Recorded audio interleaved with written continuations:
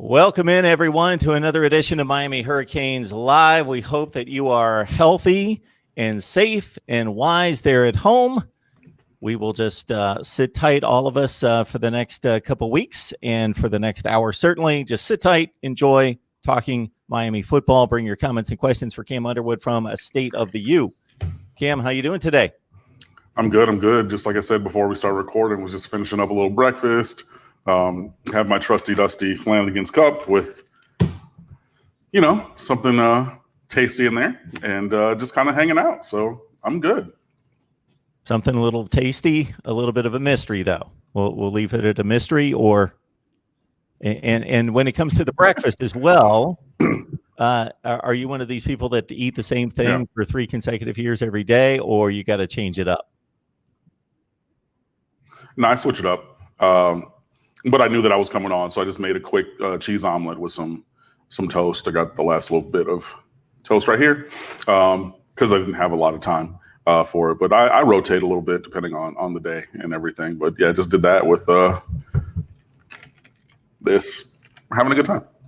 Okay. With that. All right. I'm fully transparent here. Literally and figuratively. There it is. Going with the water. I got to wake myself up. Nice. All right. Got some recruiting offers at least out there to get everybody started on some comments and questions. Of course, bring them to the chat. And we've got Cam here for the next hour. Would love to know your thoughts about NFL draft prospects as well. So do you want to go the recruiting route? I mean, we can. Recruiting is really it's completely different. Because the live evaluation period obviously has been curtailed by the NCAA. So you can't get out on the road and visit prospects. They can't get out on the road and visit your campus. So anything that was done prior to the lockdown, the NCAA lockdown, I will say, and then, this social distancing, stay at home stuff. Before that, you really got to rely on what you have seen, the film that's out there, and maybe getting guys on campus previously. So I know that Miami has lobbed a couple offers to guys who had attended previous Paradise camps. So they're looking at the catalog video from that versus what they did in the season, and maybe the 2 or 3 or 4, 7-on-7 tournaments that were out there. I know that some people hate 7-on-7. They think it is a bastardization of the game of football. I think it is a different version of football, but it also gives players the visibility that they might not otherwise get, especially skill guys. And there are infinitely more skill guys than big guys. And I know that they have big man camps and things like that too. But I personally am a proponent for 7-on-7 because I've seen how it can impact positively the recruiting pictures for guys, because you go out there and you make plays in shorts and t-shirts. Yeah, but you're looking like, whoa, if I think that this guy that he made a play against is a 5-star and I never heard of Deshaun Jones, I need to go look at Deshaun Jones maybe as a coaching staff. So, I mean, there's that. There have been, some things that are have gone by the wayside in terms of recruiting. Stephen Ortiz from Arizona, who was a very loud he's a 4-star recruit. He's going to be an All-American, I believe. A self-professed Miami fan, really wanted a Miami offer, but it never came. So he had a top 5 that obviously did not include Miami because that was not an option for him. And then he ended up committing to PJ Fleck and Minnesota, which is a huge get for them, and a national recruit from Arizona going up, to the Twin Cities. So, things like that. It's just I saw some people getting maybe a little bit restless with a certain staff member for the Miami Hurricanes, who was a member of the 2001 national championship team, if that narrows it down for you, and thinking that, hey, maybe Mike Rumph needs to get to work is what I saw a lot of people tweeting. And I mean, hey, it's a discussion that we've had, how Mike Rumph has gotten a late addition to the cornerback class every year that he's been in Miami, which is great. But the flip side of that is, why are we having to rely on a late cycle ad, whether it's Javonte Dean from JUCO, whether that's Christian Williams, a 4-star, whether that's Isaiah Dunson, a 4-star? Why are we having to wait to the end of the class to get one, as opposed to starting to lock them down and then adding that one at the end? And now you have 100% addition to that kind of talent. So instead of having one that you get late, you get two. And instead of two, you maybe get three. And then now you have 8 guys of that caliber in the room instead of 5 total scholarship cornerbacks like Miami has right now. So, I mean, there's some things to talk about on the recruiting trail. There's obviously, just the host of offers going out. You're resetting the board, obviously, at quarterback. So you're looking into a lot of those guys from around the country, wide receivers. I see that board is expanding pretty exponentially, right now. So, I mean, yeah, there are a lot of offers going out, but we'll see because there's just still so much uncertainty with the timeline and the recruiting schedule, calendar for visits and things like that. So, Miami and everybody else is trying to do these virtual visits, which I think are a smart idea. And, if that's one way you have to connect with a player, then use it. Wide receivers coach Rob Likens was talking about the fact that his wife was making fun of him because he's on the phone 14 hours a day with recruits, texting and calling. And he's like, yo, everybody's at home. This is the time to build those relationships. So, I mean, it makes sense. But in terms of like tangible movement, there really hasn't been any for Miami. You have seen some commitments on the college football landscape, but Miami has not had one in a while, and we'll see when that changes. The coaches probably realize, and it just hit me, is that this is probably less of a departure for the athletes, the student athletes at that age, than it's a departure for the rest of us, meaning they're used to living online, talking to their friends online, talking to people online, video chatting, FaceTiming, doing all those things on a regular basis. Anyway, sure, it changes the game of recruiting considerably, without the face-to-face contact and the visits and the on-campus visits, of course, but that's how these kids live. Yeah, I mean, there is that, but there's also the fact of like, I know that the kids now are like digital natives, you know what I mean? So like that is more easy for them to do and everything, but you're removing the in-person contact element completely, which is new and different for everybody. So while, yeah, they are the safety net is there for them to fall into, it is still different. For them, I'm going to address. So sorry, I was reading the question on the screen. I'm going to address 2 things. Number one, there was that fan for the school in the state south of Michigan who says that he misses Miami being elite. You and I both. I think that college football is better when Miami is good. It's kind of like the NBA is better when the Knicks are good. I don't necessarily like the Knicks, but they have that draw. They're in New York. They have that pull, and it just makes everything better. And I think that Miami being towards the top end of college football would be better. I disagree necessarily with Adidas being marketing suicide for a program, because we've seen teams that are Adidas endorsed or sponsored that have done well, and Miami is at the forefront of all of the pushes for the jersey technology, the Parley, for the Oceans collaboration, obviously with Miami having the award-winning Rosenstiel School for Marine and Atmospheric Science. That kind of collaboration makes sense. So I'm not going to say 100% that I agree with that, but to the thesis statement that you said of Miami being good is good for college football, I personally agree. Go back to the other question that was up there from Tony Lyles. So the question is, I said that Tutu Atwell is too short to play quarterback at the college level. I didn't say at Miami. I said at the college level, period. So let's get that first of all straight. I didn't focus or center Miami in that conversation. That was a general statement. And then he says, now we have De'Aaron King, and they're about the same height. De'Aaron King is 5'10 and a half. Tutu Atwell is 5'7", 5'8", maybe on a good day. That's not the same. It's not.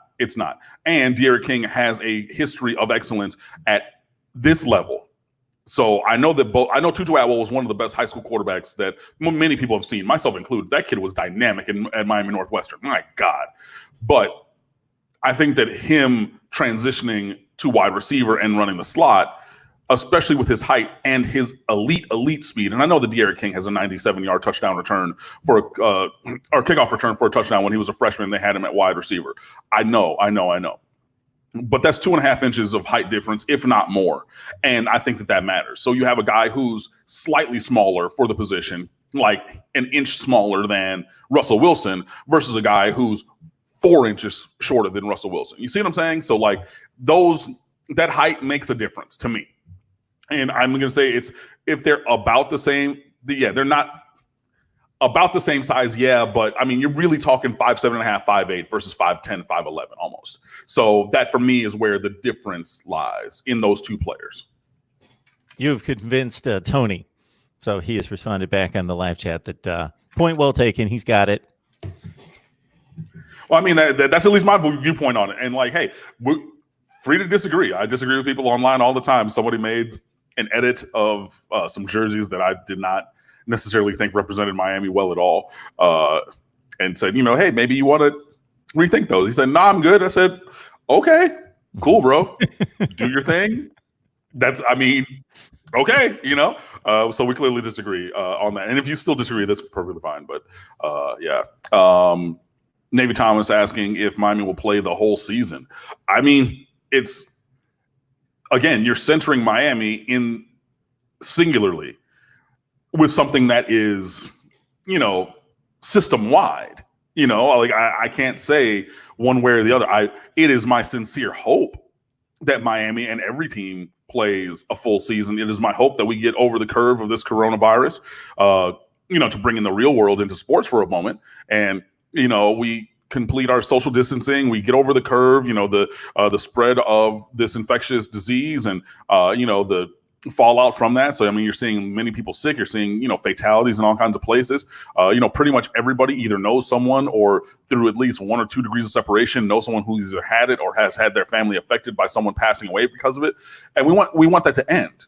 And so hopefully that does end, and then every team is able to play that. Maybe, I know the NBA is still talking about bringing back the playoffs in July. I don't necessarily know about that, but sure, it's my hope that everything gets back to normal eventually, and that would include college football, NFL eventually, and all those kind of things. I don't have a crystal ball. I'm not that kind of proficient. You know what I mean? So Navy Thomas, it is my sincere hope that Miami and every other team is able to play a full season this year. But honestly, at this point, I don't know. Navy Thomas, we've addressed this question every week with Cam. We've addressed this question with just about every longstanding guest that I've had, and myself included, just commenting to people's questions in the comments section. And as Cam underlines, it's not like me as an individual making a decision. Am I going to go out to the store today? We would have to have maybe everybody in America, and it'd be determined for everyone. Can everybody safely go to the store together? Because Miami needs opponents, we need conferences, we need all of it to work together. And because of the quadrants and the regions being so dissimilar in regards to the severity of it, I think what's going to happen here is there's going to be a difficult decision to be made about, it's safe in Iowa, but can we let Iowa and Iowa State go train and work out and get ready for a season when other institutions are at a disadvantage right now because we can't give them the go-ahead? Or not even that, but I mean, if you're coming from an area that is hard hit with the spread of coronavirus. Let's take South Florida. I just saw that Dade County has about 6,500, cases as of today. Broward County has about a third of that. Palm Beach County has about half of that. So you're talking about 10,000-ish cases in the South Florida Tri-County area. It's not even about where those teams are. It's about going to and coming from. So if Miami were to go to Iowa, or to Michigan State, for example. Michigan's going through it too. But if Miami were to travel to Michigan State from South Florida and the state of Michigan is okay, but the South Florida Tri-County area is still heavily impacted, how do you justify that? You know what I mean? Like there's a lot of moving pieces. So again, yeah, I know that we all want things to level out. Navy Thomas is saying 3 ships landed in Miami with coronavirus patients. Yeah, but that's only 500 or from what I saw. Reported, let me say that.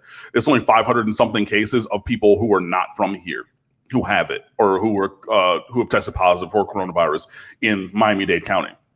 So if you're talking about 6,500 cases, you're talking about 6,000 native people to this area who had it, not including, those cruisers. And you know what I mean? So like, I hear you with that, but again, there's a lot going on. There just is. And hopefully it works itself out. We'll see.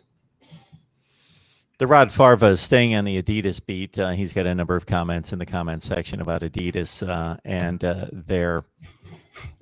I'll put it to you like this: it's correlation, not causation.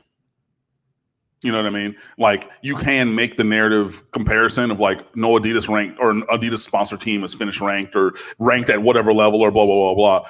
That's correlation. So like this thing happened and that is true. It's not causation, as in the fact that they are Adidas teams prohibited them from, you know what I mean? So like, let's not mix those two things up. Correlation, which is, and this correlation is a narrative kind of a thing. And sure, like, okay, I'm not going to say that it's wrong, but it's not the cause. It's not causation for that. You know what I mean? Mark Rogers TV, the voice of college football. We bring you Miami talk regardless of what's going on or what is the lack of activity out there, because there's plenty to talk about. And you obviously have shown out there, and we appreciate it, the desire to talk Miami football each and every week. So we bring on Cam Underwood, and one of the big reasons why you've got to lock in on the subscription to Mark Rogers TV, the voice of college football. Therefore, you turn on the bell, you get the notifications, and you know when we're going live. Because of schedules, we cannot lock down on a specific day and time each and every week. So this is what we do: is we determine based on Cam's schedule, based on mine, when we can get together. Therefore, lock in on the notifications. I'm going to read into Sigmund's question a bit because we've talked about it before, and I remember posing this question to you years ago after I had done a sampling and a review of recruits and their status in South Florida. And I looked at it, and then I posed the question to you, and this is not feasible, but if Miami stayed home in terms of recruiting and just brought in the top players from South Florida, they could field a top 10 football team theoretically, because there's enough players down there. They could just sit at home, get the bulk of players. And actually, I remember going down the list and thinking Miami can't even sign all the 4 stars and hire in their territory because they don't have enough slots.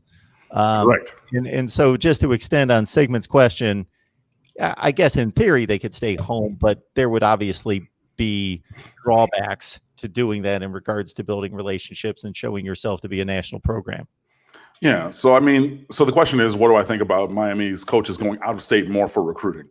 And I just had, had to look this up just so that I had, the factual basis from which to speak. Miami has offered 237 players as of right now, today in this class. 107 of them are from Florida, So that's 45% of the offers that have gone out have been to Florida natives. I don't think that that's crazy. I don't think that, you're 10 offers away from 50-50 in-state, out-of-state. I don't think that that's crazy. With the foundation of your class being local, if I click again and I go from offers to commits, which is a piece I still need to write. I'm sorry that I have not gotten to that. We have 10 commitments right now, and all 10 are Florida natives. So, if you take those off of the offer list, so you're talking 107 out of 227 that are not committed are from Florida. That's still a high percentage. So I don't feel bad about that. I don't feel that we're ignoring things or ignoring guys locally. Sure, are there some kids who would like to get offers? There's a kid in Broward County who went to Terravella for a while. He transferred to Western, defensive end named Anthony Coxum. You've probably seen his tweets on Twitter. He is a loud Canes fan. He wants that offer. He wants to wear the orange and green. This is a kid who plays defensive end, 6'2", 235. He went to Western last year where James Williams, who's a 5-star, was. They won their district for the first time in forever, or made it to the playoffs. Western did, and everything. He does not have a Miami offer yet, but he finally got his first offer yesterday from Florida State. So now you're looking, okay, is this a player who now is a P5 level player where, Miami's going to offer him or things like that? So I just say that to say that there is a player out there who might be able to be added to the offer list. I know last cycle, Wesley Neal from Gulliver, who was, 5'11", 310-pound defensive tackle, he wanted a Miami offer forever. That offer finally came, but it wasn't committable, so he ended up going elsewhere. There are players around who Miami could go after and eventually extend offers to in the local area, and especially in the state of Florida, and that's fine. A lot of these staff members, however, have relationships elsewhere as well. You look at Rhett Lashley, who was out in Texas for a while. You're offering guys out there. Garen Justice coached with him, and he's been all over around the country. So he's offering guys who he has relationships with, because you have to play the it's a tough balancing act. It's a razor's edge, because you want to have guys from the local area. You want to have guys who want to be Hurricanes, and you want to have the best players to fit your needs. And sometimes those aren't all the same guy. You know what I mean? So when Miami needed a 5-star running back with elusive ability in the open field, who could catch the ball, who could run, who was a game breaker, kick return, punt return, things like that. And he, so if you're looking for a local guy who wants to be a Hurricane and he fulfills your need, there was a time when that guy was Duke Johnson from Miami Norland Senior High School, who was a walking distance around the corner from Hard Rock Stadium. And you went and you got Duke Johnson, and boom, and all three of those tick boxes get ticked with the same guy. Sometimes that doesn't happen. So then if you're looking like, okay, well, we need a guy at a position. We need an offensive tackle. Marcus Tate from Fort Lauderdale, he's going elsewhere. Julian Armella, who just transferred from St. Thomas down to Gulliver to be closer to his family because he was making a drive every day, he's a guy who's probably going to go elsewhere. The Dumerville kid, he went to Oklahoma. He went elsewhere. So if we're not getting those guys locally, so they are local guys, one check. They didn't want to be Hurricanes, clearly, because they went elsewhere. They didn't come here, or they didn't satisfy your roster need either. So we're only hitting 1 out of 3 things. Now that necessitates us to go look elsewhere. And I think we have a staff who is able and willing to do that, instead of pining away and waiting for the guys that they know that they're not going to get, especially locally.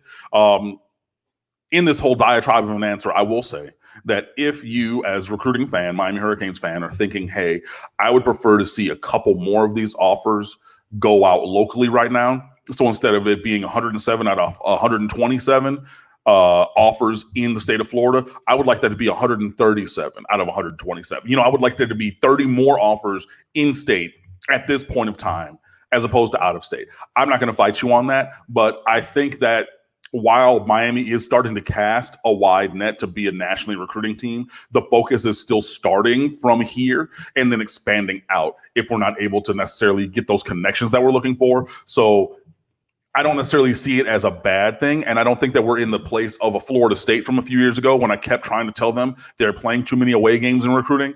I don't think that Miami's there, but when you have guys like a Stephen Ortiz, again, who several connected people know him and his family, and he's like, yo, I want that Miami offer. I know that I live in Arizona right now, but like I'm trying to go to Miami. And Miami said, thanks, but no thanks to that. That is also a glimpse at maybe they're in certain areas focusing back here a little bit more than other places. So it is still a balancing act, and I think that Miami's doing an okay job of it right now. We can revisit this further along if there's a top local guy and we're just ignoring him. So I got to think that while it's a balancing act at Miami, I would think that the balancing act is easier to maintain at Miami than it is for other top-notch schools across the country that don't have as fertile recruiting beds. Meaning that looking at Miami's coaching staff, of course, you've got plenty of players in South Florida, plus you have the ties that you just outlined. And if those ties go back to someplace like Texas, where there are 4 stars on every street corner, just like in South Florida, then you obviously pursue those ties. If you have one of your better recruiters or better coaches on your coaching staff and his ties are to Utah or somewhere like that, and it's going to dry up pretty quickly, and it's just not worth exhausting the efforts to continue those unless you've got 1 or 2 connections where, hey, this kid's really good and he does meet our standard of quality of play and we can go grab him. Sure, you do that. But at the same time, I think about places like Nebraska, Wisconsin, Iowa that have definitely a football standard and are compete for championships, and they have to play the game of we have to look good in state as though we are recruiting in state, we are bringing in the top players, and we care about our state and making those connections with high school football coaches here, but we're trying to compete at a national level, and we know we can't do that and fill up 105 roster spots with kids from Iowa. So they have to play that game where, and then if they have a situation where some of the top kids in state, like you just pointed out at Miami, don't want to go to Iowa, they want to go elsewhere, they're going to Penn State and Ohio State and Texas and going other places, then they don't want to reach for the 17th ranked kid in Iowa, because the 17th ranked kid in Iowa is not the 17th ranked kid at Miami, and Iowa's trying to compete for championships, for example. Yeah, and I mean, just like, for example, a quick perusal of the Iowa roster, 66 of their scholarship players are from Iowa, I believe, with just like the find function I used on Google here. So, if it's slightly different than that, yeah, but you're talking 66 out of 85-ish, and then there might be a couple walk-ons. So maybe you drop that down to 58, 60 out of your 85, but you're mainly going to stay home. Miami has similar numbers, so it's just kind of, and we got the number one offensive lineman out of Iowa 4 years ago, Zach Dykstra, who is now transferred elsewhere because his career did not pan out here. But, it is, and this is the thing, the notion of a local recruit changes for Miami versus other places. It just does. I mean, because a local recruit to USC and to Miami is like local as in I get in my car and I go down the street to La Habra, or I go down the street to Coral Gables Senior High School, or what, what I mean, depending on which school you're talking about. A local recruit for Iowa is anywhere within a 7-hour drive. You know what I mean? So there are different iterations to what recruiting looks like and what the standards and things look like for different programs, because different programs are in different places, literally and metaphorically. Rod Farber asks questions. What are the chances of Miami getting their own stadium? How does playing in a stadium far away from campus impact recruiting? Miami plays in one of the best stadiums in the country. And I think that is borne out on game days when you go in there and you see and hear everybody, myself even included, in the stands, just yelling and screaming and being crazy. You see the atmosphere from a Virginia Tech game at night a couple years ago in 2017. You see the Notre Dame game in 2017, which was absolutely electric. That was when that stadium came alive to a level that it rarely has. But it's a world-class facility that they play, all-star games in the Super Bowl and things like that. So that is actually something that I think that Miami is able to leverage to an extent. It is far away from campus, I'm not going to lie. And you do have to have that battle or just confront that topic, because it's different than, and God willing that there is a season and that it starts on time, I'm going to Miami, Michigan State. And I've been to Michigan State a few times being a Detroit native. And I know that Spartan Stadium is next to or near to the Breslin Center on campus. So there's class buildings over there and you just walk to the stadium because it's like on campus right there. That's not going to happen in Miami. And I don't know obviously you said that you're from somewhere else. So I'm going to give you the long story short. The city council for Coral Gables is never going to zone for an on-campus stadium. And that's for a variety of reasons. I have heard from multiple people that it has been passed down from generation to generation, that when there is a new city council member, they bring them aside, they take them out to dinner and say, these are the things that we are and are not going to do. And one of the things that we are not going to do is ever zone for a stadium on campus in Coral Gables. That's just not how the city views itself. That's not a thing that they are interested in doing. So the on-campus version is not going to happen. Plus the fact there's no room.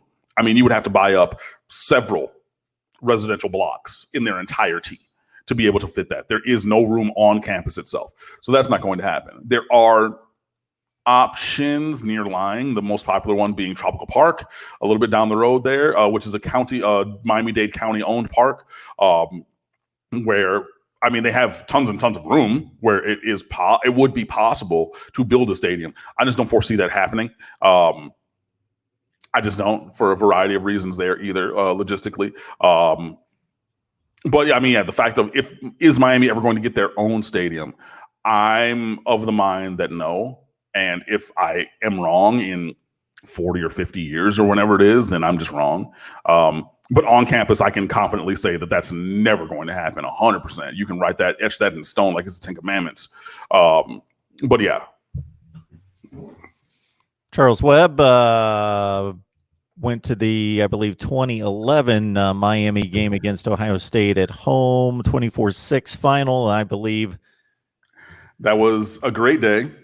And I almost got kicked out of the stadium in the first quarter because my seats were behind the Miami offense as they're going away from me. And Miami had dialed up a perfect play action post route with Ja'Cory Harris at quarterback. And it came open. It was out of a movie. Like, you saw it come open immediately. And I'm screaming, throw it, throw it, throw it, throw it, throw it. And he kept holding the goddamn ball. And I was like, throw it! I might have said some 4-letter words in the course of that. I had some libations by that point. But it was, the play, it couldn't have been drawn up more perfect. And he just held the goddamn ball. And it just frustrated me. And the lady behind me and her husband, we're here with our kids. And I'm like, bro, it's a football game, whatever. So then, they called the security guard. So, what can Brown do for you? Because they have those brown uniforms. So he's like, yeah, I'm just like, bro, I'm in my late 20s or approaching. I turned 30 that year. Yeah. So come on, I'm here. I had a couple beers. I'm yelling at a football game, it's not my fault that this, family behind me brought their 4-year-old kids and didn't, has never exposed them to anything. And I'm sorry that they had to hear bad words, but come on. But that was one of the enduring memories that I have from that game, apart from us beating those bastards, which I enjoyed. To be fair, we'll note that they played in Columbus the previous year, and so they split the two games. Yes. That wasn't a particularly good year for either team. Both went 6-6. Miami didn't play in a bowl game. Ohio State lost to Florida in a bowl game to finish 6-7. That was the 1 year between Jim Tressel and Urban Meyer. That was probably the worst Ohio State team in my lifetime, other than 1988. That was a horrible team that won 4 games. All right. Looking for questions, comments. NFL draft coming up 2 weekends from now. Who's coming off the board first for the Canes? Oh, man. It's tough. I think Jonathan Garvin, defensive end, is probably going to come off the board first. He's just kind of the most physically imposing player of those who are going to the draft. I probably think, maybe somewhere in that 3rd round area.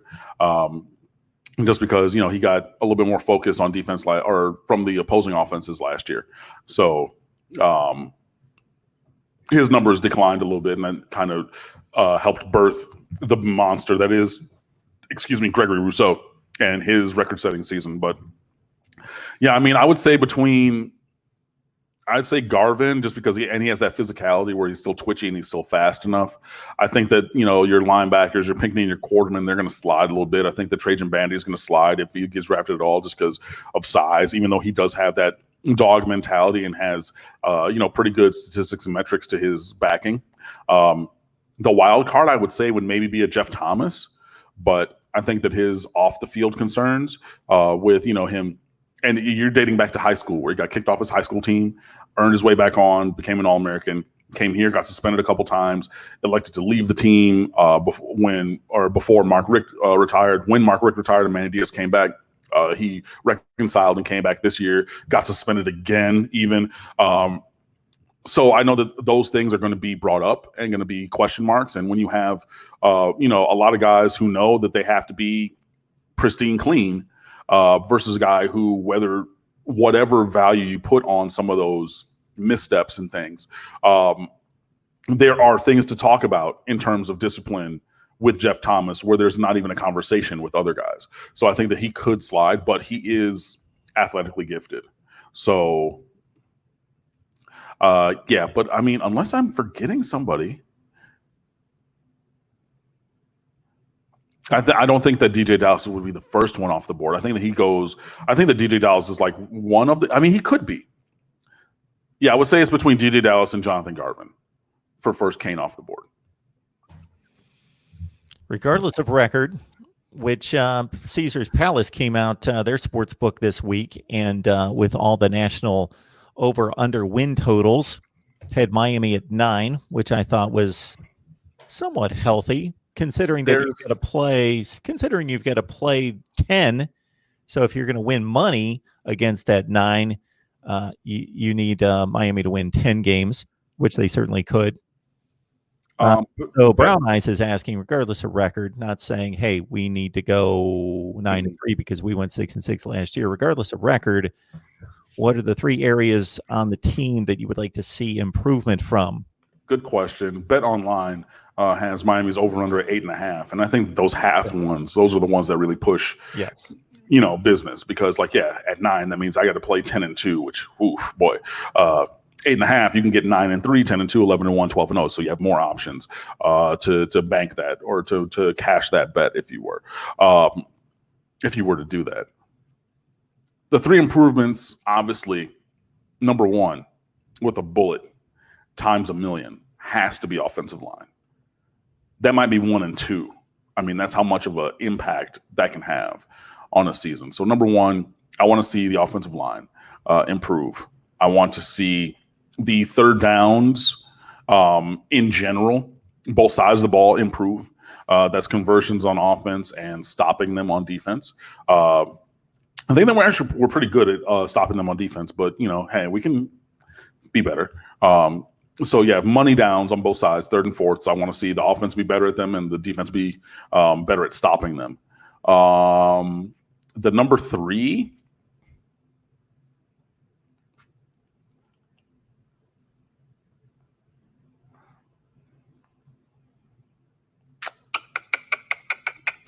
I mean, it's tough because I'm thinking like drop passes or eliminating drop passes. There were some really tough ones last year. Jeff Thomas, Mark Pope, Will Mallory, D. Wiggins even had some really tough drops in some places that, man, it would have been really nice to not have dropped that ball. And then I would say turning turnovers into points, because Miami did a good job of still getting turnovers. We saw the turnover chain 3.0. We saw a lot of that, stuff when we needed it, but the offense didn't spend that money. So I really want to see that. So I know I gave you 4 things, but I would say, yeah, offensive line being the number 1, of course, that has to be a lot better. But yeah. Rod Favre is taking his parting shot on Adidas, and then he says, okay, I'll stop. But he claims that there are players that did not choose Miami because of Adidas. Well, you also had DJ Johnson, who came from Sacramento because Miami was Adidas. So, like, what are we talking about? Like, I'm at this point, I mean, you're not picking. I think that this is more of a conversation in terms of basketball than it is in football. You know what I mean? Like, players are picking teams because they want to be on those teams, not because of who sponsors them. Like Clemson, Ohio State, LSU, Alabama, they could be sponsored by, Joe's Turnip Truck or what, you know what I mean? And guys are going to go there. You know what I mean? So, like, again, correlation, not causation. And unless, I mean, there's not. No, I mean, I cannot think narratively about a guy who said, yeah, I was considering Miami and I went down my list and they are an Adidas sponsored school and not Nike. Therefore, henceforth, that was the determining factor for me not going there. I don't think that exists. I think that, people talk about it. I was very staunchly against it. I mean, there was a time, look, I was very, very loud when James Harden signed with Adidas for $200 million. I said, there's no way I would do that, because they said, yo, you can't wear your J's anymore. Like, I got a box right here that I just got. It says, just do it. You know what I mean? Like, I just bought some Nikes. I'm wearing an old Nike Miami shirt even. I mean, I still wear the Adidas stuff, but I was strong against that at one point. But, like, whatever. Like, I got NMDs now. I got Ultra Boosts. Like, I don't think it's as big of a deal as you're making it. And it's definitely not in my experience. And maybe I'm wrong. Maybe I just am ignorant to this fact. But insofar as I know and have experienced and spoken to and heard about, that is not the determining factor that disqualifies Miami from getting any of these recruits that we're talking about, to my knowledge. But maybe I'm wrong. We've been talking Miami football with Cam Underwood from State of the U going back to 2013. And for the past 57 weeks, we do it at least once a week on this Miami live stream for a full hour. So you got to appreciate the time, the information, the knowledge, everything that Cam gives us on a regular basis. We also talk Miami football on occasion with the Wholesome One from here on YouTube, who checks us out as well and checks us out on both sides of the camera in regards to coming on to talk Miami football, and also jumps in the live chat and has taken in Cam's knowledge for a long, long time. And I'll let the Wholesome One take it from here, because certainly he has wanted the opportunity, Cam, to talk Miami football with you, and this is where the amateur sits back and listens to the two experts go at it. Let's get it. What's up, man?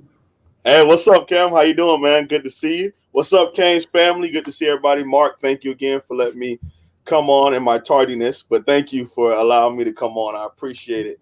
You talk about how long we've been doing this, and Cam, man, as long as I've been my senior year of high school through now my last year of grad school at NDSU, you've been doing this, and I've been here almost every time.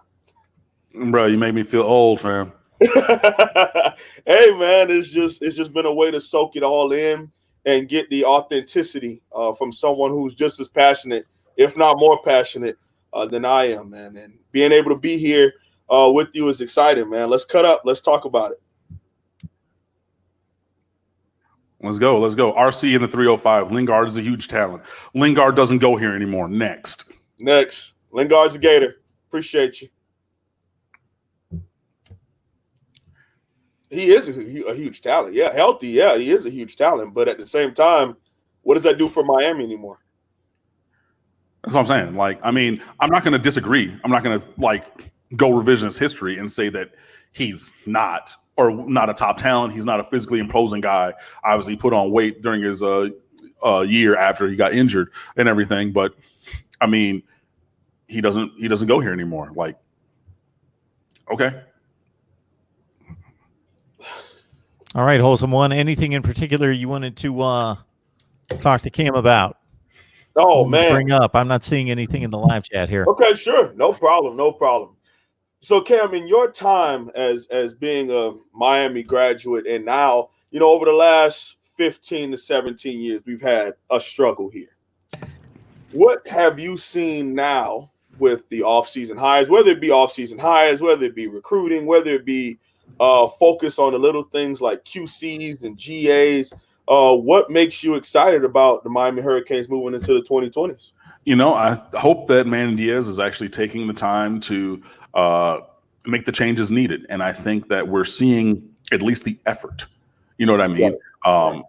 As opposed to Mark Richt, and I get it because he's blood, but you don't want to fire your son. You get Mark D'Onofrio, who stuck around with Al Golden forever, running the defense that Al Golden told him to run, but that needed to change, and those things didn't change. And I like the fact that Manny Diaz at least is saying, hey, I need to be different. We need to be different to be better. So that is a thing. And then again, we just still have all the talent in the world. We've done less with it than everybody else in the last 15, 17 years, but this is not an under-talented team. Correct. This is not, what was it? Last year's Miami Hurricanes basketball team, or either of the last 2 years where you have injuries and where it's just like we're rolling out 7 scholarship guys for a college basketball game, and I mean, we'll see what happens. Right. That's not the case with football. We got all kinds of talent, and it has to be. I mean, I'm cautiously optimistic that what we're doing now will hopefully take advantage of that. But I mean, I'm not going to sit here and say I'm going to, write or etch 10 wins in stone or anything like I did last year, which made me look stupid. But both of us, Hey, it'd be like this. I said 11-1, and then L in the bowl game. L to Clemson, L in the bowl game. So I had 11-3 penciled in. By the time I made it to Mark's show, completely switched around. I went like 10-2 or something like that. Because I mean, our fandom. Because when you look at the team on paper, and like I used to say, the NCAA football game, I mean, we were always an A-. B+ was a bad year under Randy Shannon, but we were always like A-, and all you had to do was like pick a Oregon offense or pick Oklahoma offense or whatever you wanted to do, and you were cutting it up, going down the field. You played the 4-3 attack defense. I mean, one time I had Chad Thomas win the Lombardi. That it didn't happen in real life, but he had the talent to do that. And you couldn't wait to see us do that on the field. And there were always glimpses of doing it. I mean, I really wouldn't put the Ohio State 2011, but I would go Florida 2013. I would go, of course, Virginia Tech, Notre Dame 2017. One of the games that we fought hard but took a L in I would say Nebraska 2015. No, we won that game 2014. Yeah. We went over to Lincoln, and it was like Nebraska had these guys, Miami had these guys. All those guys are still in the NFL. I mean, let's not get into the Al Golden teams because, man, oh man, 7 players drafted, 6 and 7. That doesn't talent everywhere, you know. Yeah. So, yeah, I mean, you're right about that kind of stuff, but I mean, we do have to be a little optimistic. But I mean, like, I'm not going to the point where I'm believing it. You know what I mean? I'm saying that they have to prove it to me. There were 2 questions I want to answer. Number one, there was a question about Gregory Rousseau not doing anything statistically or no sacks against FIU and rumors about partying the night before. That's in the past. I'm not worried about that. I mean, yeah, that one from Casey Cruz. I don't think about that. I have not thought about that. Sometimes you just don't make plays in a game. And I mean, if you're going to single out Gregory Rousseau, then with a rumor, list all the other players who were included in that rumor. Mm-hmm. So don't single one guy and say, "Oh, because if we want to call names," and I'm not going to do it. We can I'm just saying Casey Cruz, and someone knows who we talk. Yeah. So don't just throw one guy's name in there when the rumors were about guys, plural, multiple. Okay, so let's not do that. You know what I mean? There was. I also think the sack stat is way overrated. It can be. It totally can be. Yeah. I mean and look, QB hurries and stuff like that too.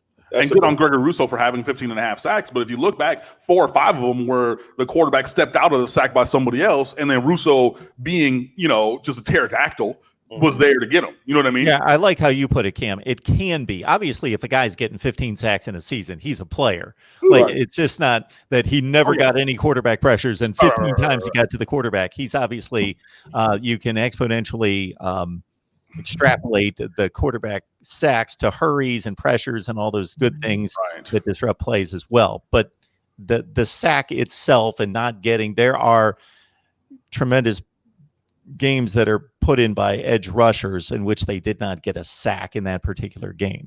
Fact. Now, I would say with the production, as a former defensive lineman myself, the biggest issue is halfway through this season, there was a switch to where teams would double and triple team John Garvin, who was the proven defensive end coming into the season. I mean, people, yeah, he was battling some injuries. Yeah, he may not be as fast as some of the other guys, but his first couple of steps off the ball and his move set is very high. So he's an NFL guy, like you said earlier, Cam. But you saw where everyone started to make sure that guy didn't make the plays, and that's Greg Rousseau. And that's when you saw guys like Trevon Hill and guys like John Garvin magically making plays. Why? Because they weren't getting double and triple teamed anymore. Because now everybody's leaning and sliding to the right. Now the running back is chipping Greg. And now you get to see John Garvin go have the 2-sack game he did versus Duke. Go have the 3 or 4 TFLs he had versus FIU. Those things happen because now the focus of the offense is on another player. Fact. Navy Thomas. Miami dropped Henry Gray. Henry Gray, who I know, he was a student in my class when I taught at Miramar, in my music appreciation class. He parted ways with Miami, and then they said, look, fine, go elsewhere. We're not going to recruit you. Jaden Francois, he was caught crying on his national signing day because the coach who was recruiting him to Nebraska was leaving, and then he was trying to figure out, can I go to Miami still, or I don't want to because I know this coach, or blah, blah, blah, blah, and things. But, you know, Miami let that drop because they're like, cool, we're all in on this Avante Williams thing, who by every metric is a better player, and let that happen. So, like, I mean, is Nebraska getting a couple of guys? Sure, fine. And I mean, look, Henry Gray is a player, always has been. You know, Jaden Francois is a player, but I mean, you get an Isaiah Dunson, a 4-star, and you get Avante Williams, the number 2 rated safety, instead of those guys. I mean, sure, they're picking up a couple of guys, but like, with all due respect to those guys, and again, Henry, who I will, anytime I see him, I will clap him up because I have a personal relationship with him that extends outside of football. Right. Miami got better players at both of those positions. So is Nebraska getting some guys? Sure. Are they like picking off the top? No. Now, who is picking off the top? Alabama, Ohio State, LSU, Clemson, Oklahoma. them guys, they're coming down here and saying, we're not going down the list and saying, oh, we might be able to slide. Da, da, da. Even Penn State, they had to go down the list a little bit to get John Dunmore. Them heavyweights, they're coming down and saying, AAO, 5-star, run that.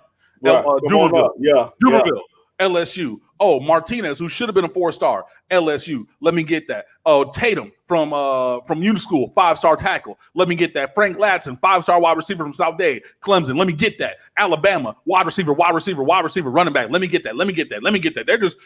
They're going in. They're not even. I mean, think about going to Publix or your local grocery store. Them schools are coming in and they're going off of the display in the front. Oh, yeah. This is what you're trying to sell me? Cool. Let me get that. They're not going down the aisle shopping for bargains. They're not looking and seeing what's on sale. No. That's a Nebraska. That's a Middle Tennessee State. That's an Akron who comes down. They had to go see, okay, who's 5'7", and I mean, not a Tutu Atwell kind of speed, but, who's 2 inches too short and 30 pounds too light that we can develop down the line, that bargain shopping. These other teams, they're coming down and saying, okay, cool, Ferrari dealership. Which one would you like to sell me today? Cool. I'll take that Ferrari. Yep. Like it's different. It's on a different level. And see, the another thing about it is Mark has also touched on it before, is just 30 minutes ago, is the fact that how many 4 and 5-star wide receiver, running back, cornerbacks are in South Florida? And like you spoke about, when you say, see, the difference is like Miami is one thing, but when you say South Florida, you're talking about 2, maybe 3 counties all in one. Let's not even forget about the numbers we had just last class in the class before that. We can't take everybody. We can't. No, you can't. And then look, I mean, no, I'm including Palm Beach County. Shout out to Kev Robbins from the Big 3 Roll-Up. Right. Good guy, great guy. And he is the 561 process site because he's from there. And he will let you know about every guy from that area. As he should. Yeah. Kyler Elam, who went to Florida, obviously Matt Elam's younger cousin. Matt Elam went to Palm Beach Gardens. Kyler Elam went to Benjamin School in North Palm Beach County. So, I mean, it's like a stone's throw from the Palm Beach County, Martin County line. I mean, way up there. Mm. And that's a 4-star kid who's going to play. You know what I mean? So, yeah, of course, the whole Tri-County area, it counts. You know what I mean? And, I mean, that's not even going out and saying, all right, what's up with the Orlando area? You got to, I mean, sure. Duval. What about Duval County? That's what I'm saying. Like, you get Nkosi Perry. No, he hasn't lived up to the billing that he had and anything, but he's from Ocala. That's from, Central Florida. You got all them guys from Orlando, Winter Park and everything. You had that Pouncey kid who went to Texas. His younger brother is a recruit now. You're not even talking about going over to Tampa and seeing what kind of guys you can get from there. And I'm discounting IMG Academy because that's the nah, they don't count. That's the G League of high school. That's not exactly. They're the Oak Hill Academy of football. You know what I mean? They just get guys from wherever. Right. Like, I'm still waiting on them to line it up with St. Thomas Aquinas. Oh, St. Thomas, not the new St. Thomas Aquinas. I don't know if these guys are the same. But IMG and St. Thomas old school, man. This last year, this 2019 Aquinas team was. Yeah, they came back. Yeah, they might not have been 2009, 2011 Aquinas, but like 19 Aquinas was up there in that conversation. They were like that. And see, I played at American, so they were in our division. So we had to play the playoffs. And 2011, my oldest brother had to play Joey Boza. So that's like those are the St. Thomas guys I'm used to seeing. Yikes. And it didn't go well. I mean, I would see that matchup every year. Be like, okay, who's the sacrifice? Oh, it's American. And I worked at Miramar, the real Patriots, by the way. So, I said it. I said it. I had to go there with it. But hey, who still got the Patriot trophy? Yeah, we do. No. It's in our presidents. Yep. American win. What? Yes, sir. Check it out. That had to be after I left out of Miramar. Because there were 2 teams that we never lost to when I was at Miramar. We never lost to American, and we never lost to Everglades. Well, I'm not talking about 95. I'm talking about 2014. I worked there from 2007 to 14. 15? What you mean? We didn't play Miramar. Again in 2016. No, wait. I left out of there. I was there for 11 years. I was there till 2018. You sleep. Nah. No, that had to be after that. No, y'all didn't. I ain't never lose to no Miramar Patriot. I ain't never played no Miramar Patriots. That's what I'm saying. But like, still, yeah, it is what it is. I just know that in my 11 years, from 2007 to 2018, we ain't lose to American. We ain't lose to Everglades.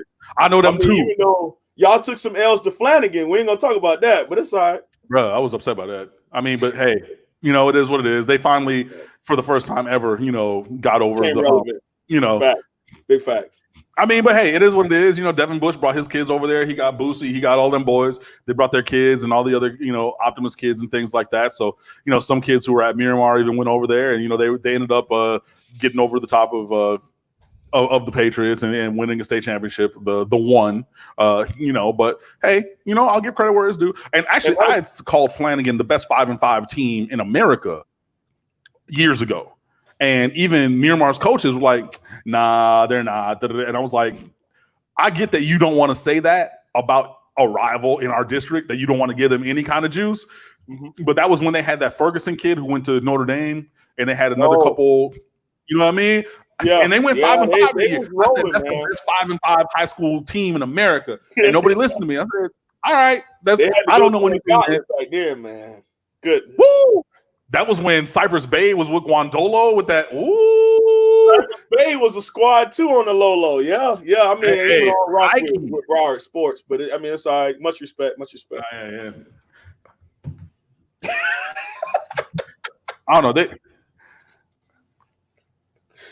I wasn't expecting to say anything the rest of the show. So no, like Rod Favre, you're talking about how switching to Jordan brand benefited Michigan's recruiting.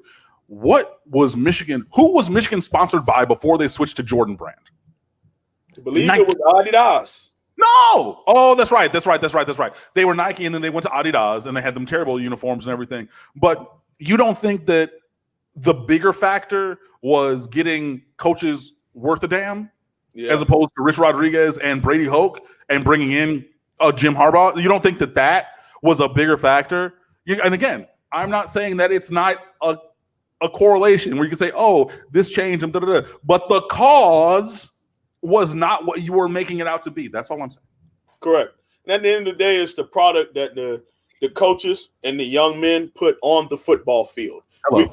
We could be wearing starter, like you said before. Alabama and Clemson could be sponsored by whoever you could name off the top of your head. Their grandma making a uniform. Hello. But it's about what you put on that football field and young men projecting themselves inside of your program moving forward for the success of them and their family. And unfortunately, there are some places in which, as of late, we have not done that. And that's been Miami. But I can see how Coach Rick Lashley's hire, Coach Rob Likens, and also some of the GA hires, Hippolyte, and things of that nature coming into the University of Miami. You definitely see that Coach Manny Diaz, is deciding to take these type of steps to improve the University of Miami from inside out, and taking advantage of also being able to add different coaches at different spots.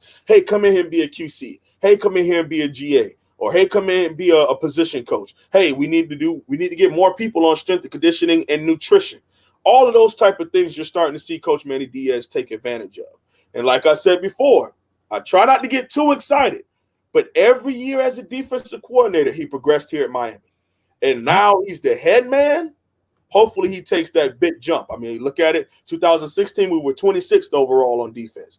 2017, we were 8th overall. 2018, we were 3rd overall. So therefore, there was a growth every single year under Coach Manny Diaz and his defensive staff. Now he's over the entire team. Hopefully he proves us right. Right. And what did he do? He used the players that we have the way they should have been used. Correct. You know what I mean? Right. And I think that I hope, and I know that obviously he's still expanding his Rolodex, but I think that what Danino sold him and what we got were two different things. Yep. You know what I mean? I think that we opened that box we got on eBay that was this rare thing that, oh my God, we got this great price. It ended up being a brick and not that item. Okay, so now we got to go to the actual store. Instead of trying to get this off of Best Buy or off of eBay, I'm gonna go actually to the Best Buy store. Mm-hmm. I'm gonna go look at it. I'm gonna touch it, and I'm gonna buy it from a reputable retailer. In getting the Rhett Lashley to run a version of the spread to try to use the talent the way that it should have been. I think for a while, and I've had conversations with many a person. I think I've said it on this in this channel many a time that Miami should have been going spread. I know I spoke about it with countless people. I mean, I could name drop all the people that I've done it or spoken about it with, but that would be me being a person we'll that I'm be not. Here for the rest of not even that, but I'm not a braggadocious person like that. But just trust and believe when I say that I've spoken for a long time about Miami needing to go spread, and hopefully we have a version of that, and hopefully this year, this season that comes, and we have a quarterback who can run it to an elite level, as has been seen for many a year at the college level, even last year. Obviously, you got undone by a Mark D'Onofrio defense, but we've seen that before. But yeah, we have the players to do it. So hopefully, yeah. And I mean,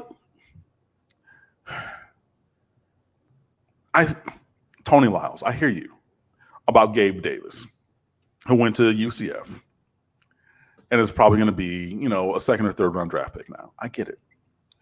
But you cannot take everybody. You just can't. And it is great for Gabe Davis that he hit the kind of improvement that I think everyone would say that he needed to get to this level. But you're not assured of that in life, whether it's here, there, or anywhere. Correct. And you have to make a value judgment sometimes. And look, sometimes you're going to hit and sometimes you're going to miss. This is like back in 2000, what was that? 13, 14? 14 recruiting class, when Miami made the choice not to go after Sky Moore and to put all of their eggs in the Matthew Thomas basket to go along. And Jermaine Grace, because I worked at Miramar then, I hosted the National Signing Day thing. I knew country. I knew he was coming to Miami. Everybody knew that. So he's like, cool, we got Jermaine Grace coming from Miramar. I know he took another couple of Wait, Cam, hold on. Do you know my two oldest twin brothers, Delvin and Telvin Arnold? Hell yeah, I know Delvin and Telvin. Yeah, those are my oldest twin brothers. Oh, yeah, I remember them boys. That's I thought, because when you said that you had worked there that long, I was like, maybe he knows twins. Like, I was there and I announced all the football games and everything. Yeah, I know them boys. Wow. Yeah, man. They helped raise your boys. So leaving, because they left American to come over. Yeah, I remember that. And they swear by country. And he was different. Jermaine Grace's country, for those who don't know who we're talking about. That was his nickname from forever. Toddler all the way up. Yeah, all the way up. And man, when he came to Miami, I was super amped because that was the exact same day that because he was 2015, right? So we had been having an issue recruiting. Yeah. And we had an issue recruiting at linebacker for a minute there. And every time we got excited, you had Big Six. It was Matthew Thomas at the time. And he was, I mean, if you could pencil anybody in Miami Hurricane, it was Big Six. So every picture, sit back, throwing up you. I mean, he was everybody called him Jesse Armstead or whatever. He was big, fast, hard hitting. And it wasn't like he picked Alabama or picked the Florida or USC that kind of came out of nowhere late towards the end. He picked our biggest rival. And if you ever watched the video when he committed at BT Dub, it was like, huh? I mean, okay. Right.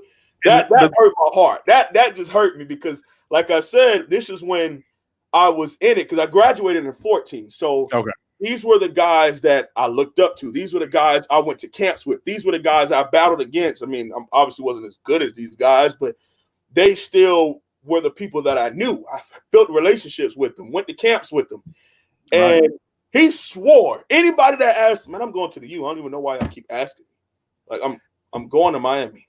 But then it got quiet on that, first of all.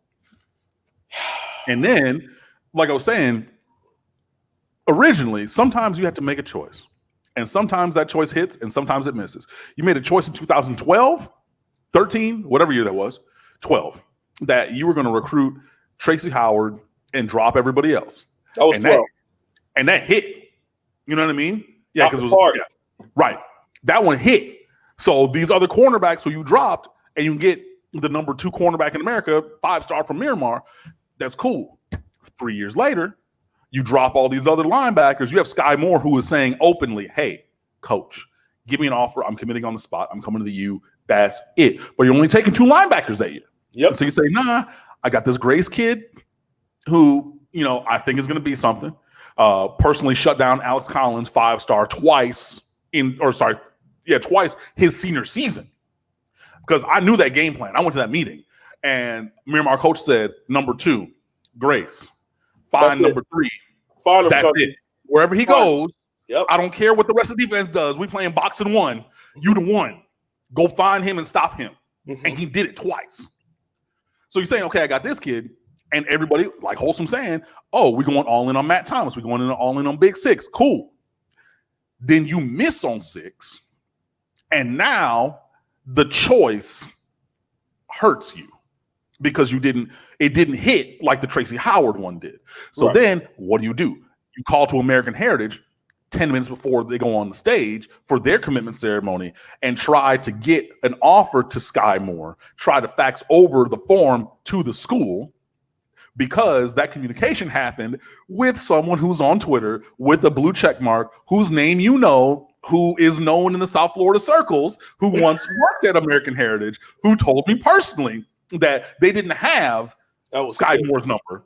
So they called this other person's number looking for Sky Moore on signing day because the choice had previously been made. We're good to let Sky Moore walk because we're going to get Matt Thomas. But that didn't end up coming through. You know what I mean? So eventually, choices have to be made. Mm-hmm. And come hell or high water, you got to live with it. If you hit, great. Then I think it was a good choice. And you execute the plan to secure that guy. But if you miss on it, you first of all have to be ready to roll with the punches and have a contingency plan. It cannot be weird.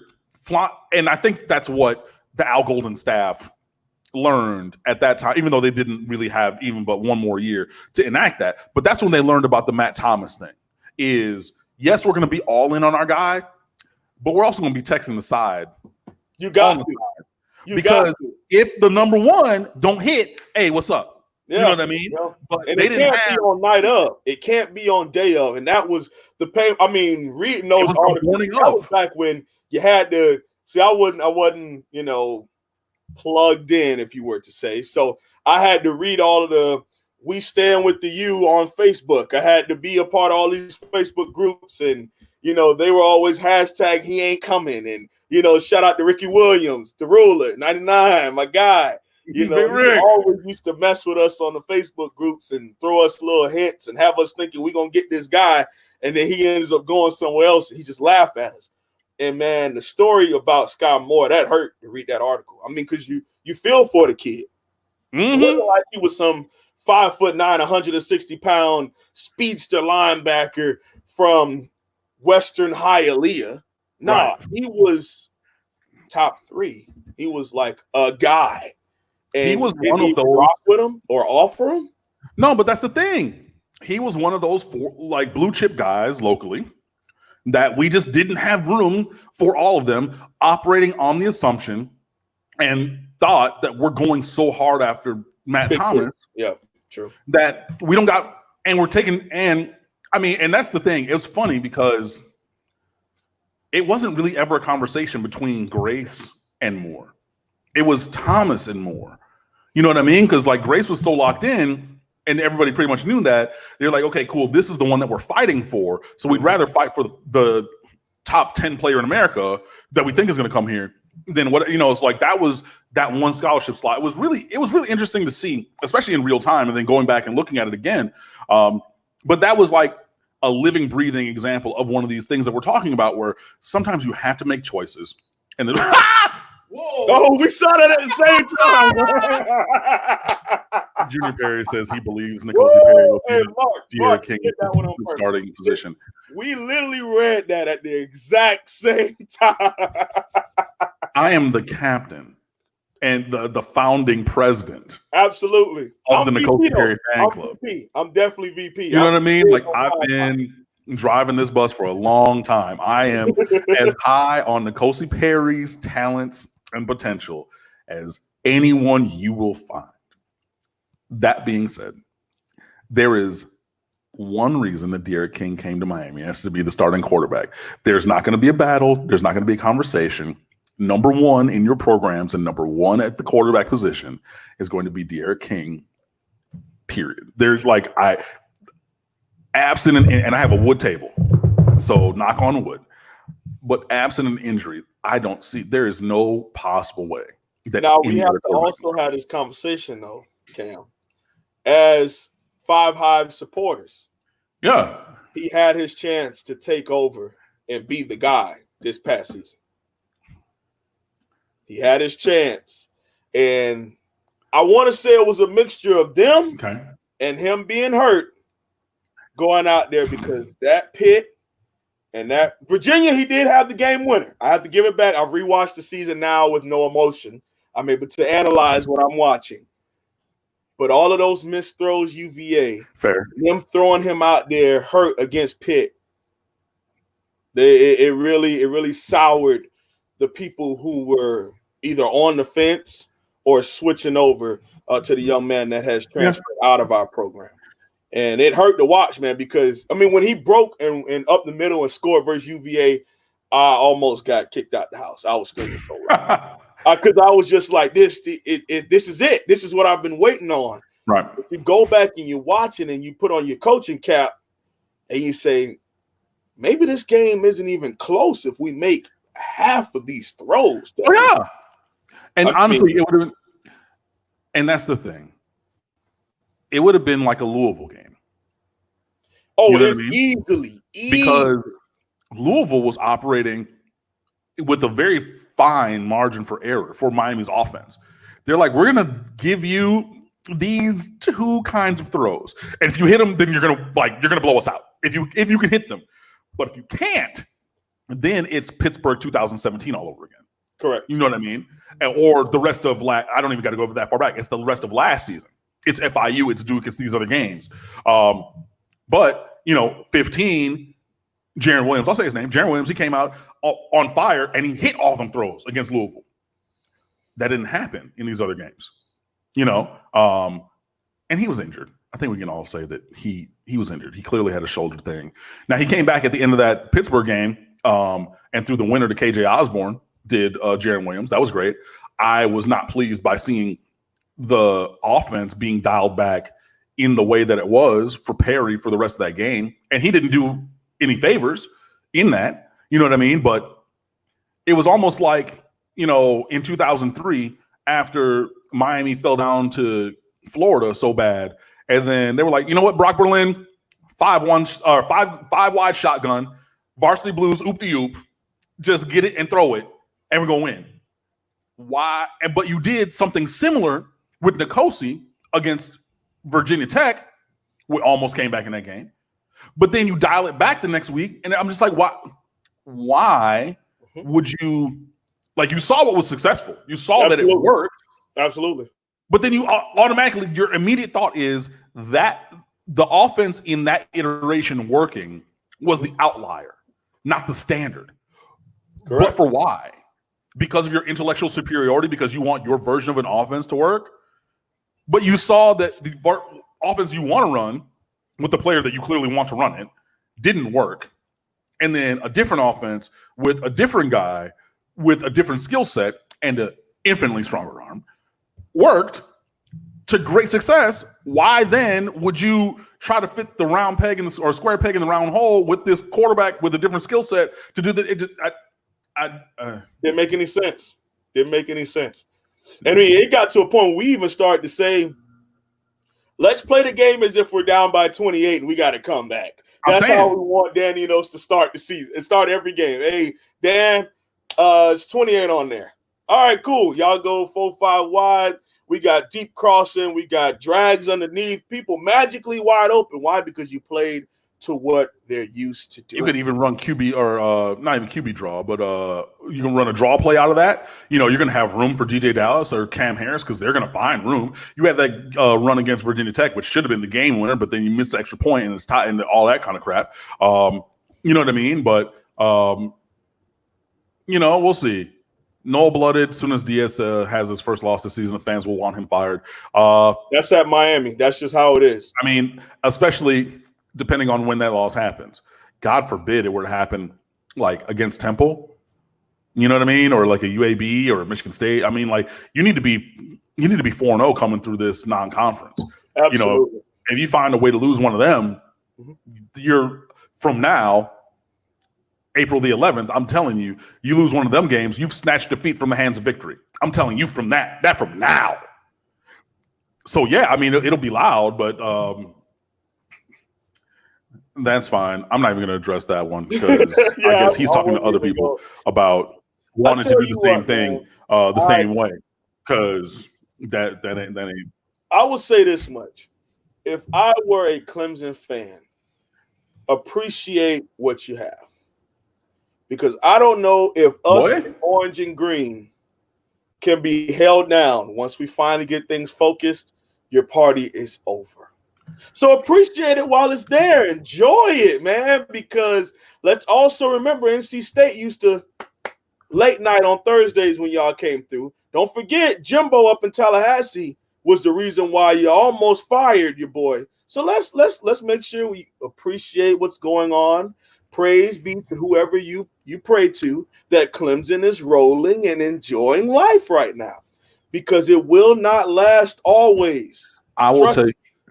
Well, I mean, look, we lost twice when I was in college.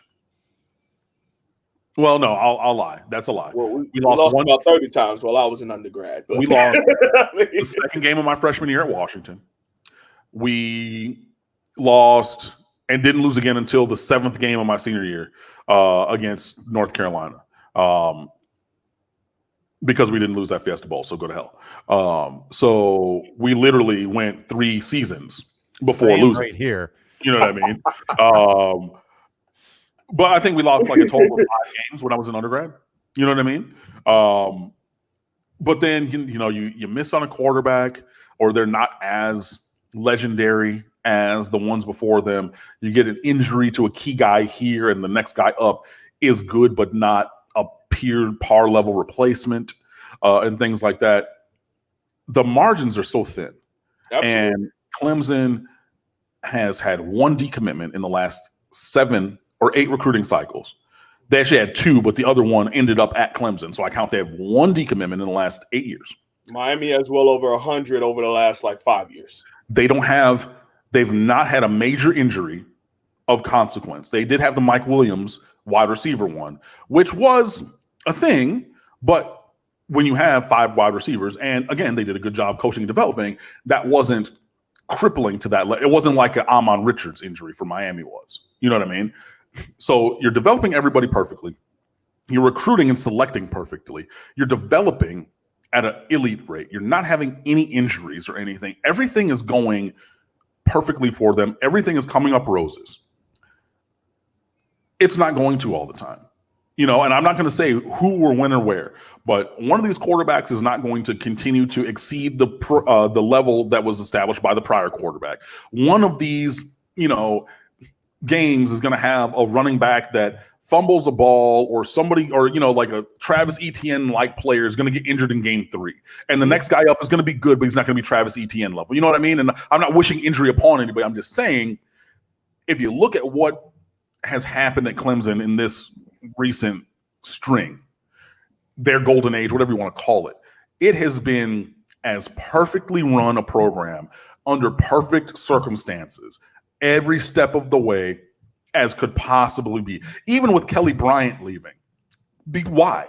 Because they have a generational talent in Trevor Lawrence, and Dabo made the right choice to say, look, bro, I know you sat behind Deshaun. I know that you went out in that playoff game, or that ACC championship game against Miami last year, and hung up 38 on it. I know. But this kid's different. Mm-hmm. And we can only play one, and I'm sorry. And he made that right choice. And it ended up working out because Trevor Lawrence is Trevor Lawrence. But imagine if Trevor Lawrence is just a guy. Man. Imagine if he's sophomore Charlie Whitehurst as opposed to Trevor Lawrence. You know what I mean? Like, that kind of difference in performance is a thing that can tank a program operating at this kind of level. So I agree. And all that's to say, like Wholesome said, enjoy it, get while the getting's good, because, and I'm not even saying it in any kind of malicious way, it's just a point of fact.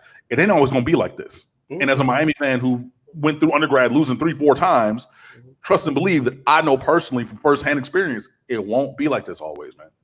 And as a North Dakota State undergrad alum and North Dakota State grad, I mean, we're rolling. But at the same time, it's like you always have to come back and reset. I mean, one of the things, I can't say too much when I get in trouble, but one of the main things we do is after we come back for spring ball, that's it.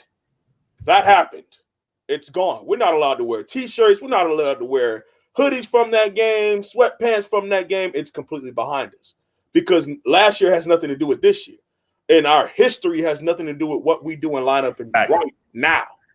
So like I said, appreciate it. I'm grateful for it. Dabo is one of my favorite coaches to study and one of my favorite coaches to watch because I literally watched him grow.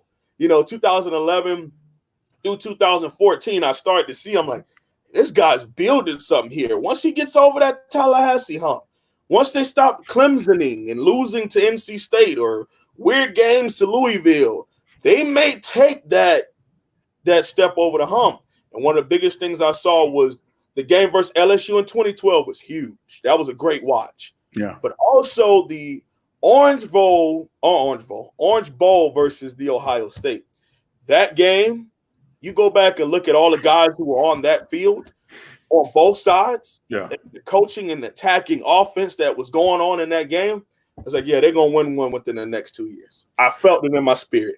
And that's the thing also, because if we had this conversation 6 years ago, Florida State was at the top. Absolutely.